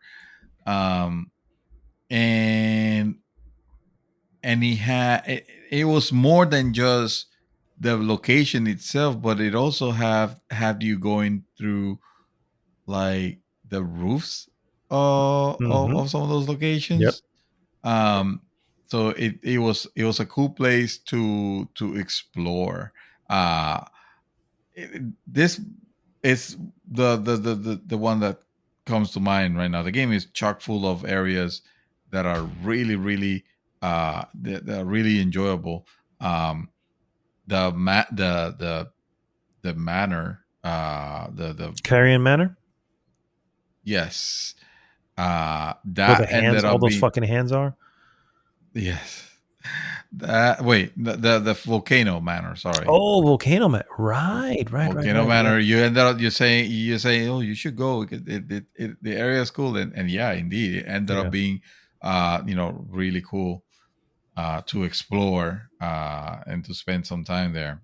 I agree. I did not particularly like the fact that the game presents me with the appearance of a choice that is not really a choice, because you had, like, evidently you kind of have to accept whatever is the mandate. No. I looked it up. You don't have to. You don't have to. You don't have to. There is a way of saying no. And it's the way so fucking obtuse that it would have been impossible to figure out. Probably. But there's a way of essentially infiltrating the area without having to go through those doors that she gives you a key for. Really? Yeah. So I did find that out, and of course we found that out late, but it is what it is. Yeah, which is fine, because he ended up having no impact on the endings whatsoever. So I guess he was fine at the end. It was just going contrary to my character was believing, even though at some point I just threw that shit out the window, because another, once I found the dung eater, Hereford called to be referred as the shit eater. Let's call it what it is. And realizing how fucking evil of a maniac this dude is. This dude is more evil than anything in the game, including all the demons and all the shit that is throwing at you. And once he makes his appearance, and you realize his plans and everything, and his reason for being, I was like, this guy is so fucking evil. I need to see this through. I need to see, and then come to realize, oh shit, there is an ending that is about him, and it triggers with him, and okay, this is my choice. This is my path. I'm choosing. I'm veering away from faith and holiness and whatever, and I'm choosing the dark side. Nice. Oh, and then I missed it because of a woman. I know. It's always comes down to that. I know. Same thing here. I am very happy with my ending, to be honest with you. I didn't know I was getting into that, but I told you I got to the end, and I was just like, let me look around. Let me see what I can do. Let's see what the options are. And the only thing I could find was a thing where and of course you summon Ronnie. I'm like, oh, okay. That's an option. Okay, I thought she was just gonna be there and talk to me, and okay, I'm gonna have one more conversation. Maybe, nope. Yeah, exactly. Fucking triggered the end of the game. Fuck you. Yeah, I loved it. I'm sorry. I think I really, really did love it. It should have warned me, like, hey, are you sure? Oh yeah, are you sure? Because this game warns you of anything, right? Yeah, I know exactly. My favorite locations are easily Crumbling Farm, Missoula. What that area? What part was that?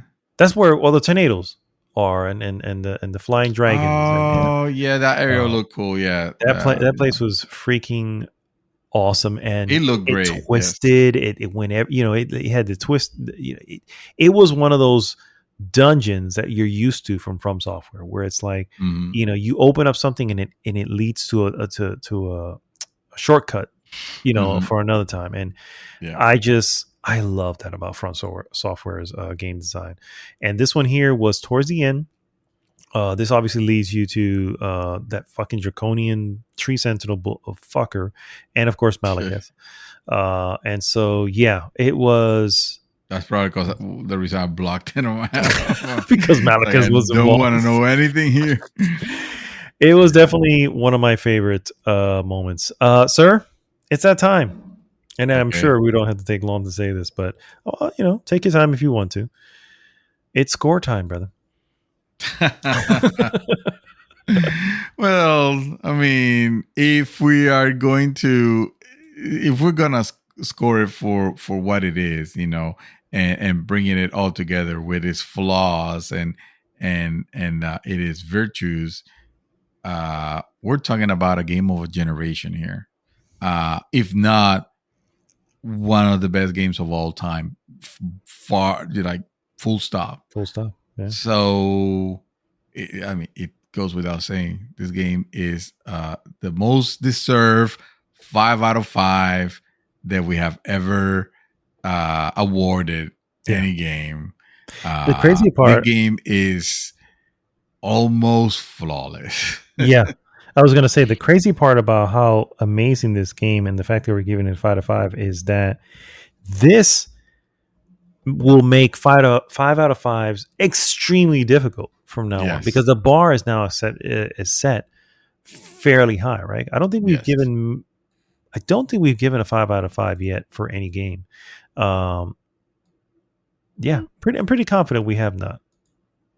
Not recently. I don't remember. I'm not confident. Since the implementing of our new rating system, right? I don't think we have.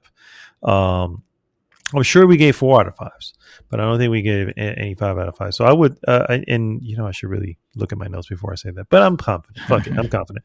But yeah, either way, even if we did, the bar has been raised, and I know that there's going to be many freaking attempts at redoing this.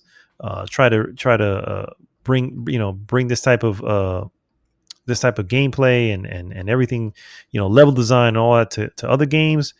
And I have full confidence that many will fail miserably. But yeah, it's we're at the point now that it's like the bar is set so high with this that it's just scary. You know what I mean? It's just scary. And I agree. And that not to, I think it's important to say, not to say that it's, it's flawless, because that's not the case. There are flaws in here. You know what I mean? I said almost flawless. There's things that I still would have liked. Story is probably one of the big portions of it. Not because I need to understand 100%, but you want a cohesive story, especially as something you're spending 140 hours on, right? Yeah. I don't want it to be like, I don't mind the obtuseness for something else. I just don't like those things that force you to have a guide, because and the problem is, we already passed the area of gaming where we had to take notes. We left that in the fucking Nintendo era of games. So for a game of this caliber, to have not learned that lesson just yet, it feels like a step back. Okay. Yeah. It feels like a step back. Yeah. I agree, sir. I agree. Well, guys, there you go. 5 out of 5 for Elden Ring. You've heard pretty much everything we've gone through. But if you have your own tales, please, leave that in the comments on the posting of the podcast. As always, guys, if you haven't already, please go to goodgame.rocks, join the conversation there. And of course, please like, subscribe, and share the podcast with everyone. This is Mad Dog signing off this week. Mr. David Santos, take us home. Liar ahead. Therefore, you don't have the right. You don't have the right. Wow. I think I'll follow that up with the obvious follow-up that everybody will probably think, and that is, of course, try finger butthole. That was gonna be too obvious. That's why. But us. We're a lovable sort. That we are. That we are. And with that, guys, we'll see you next week. GG!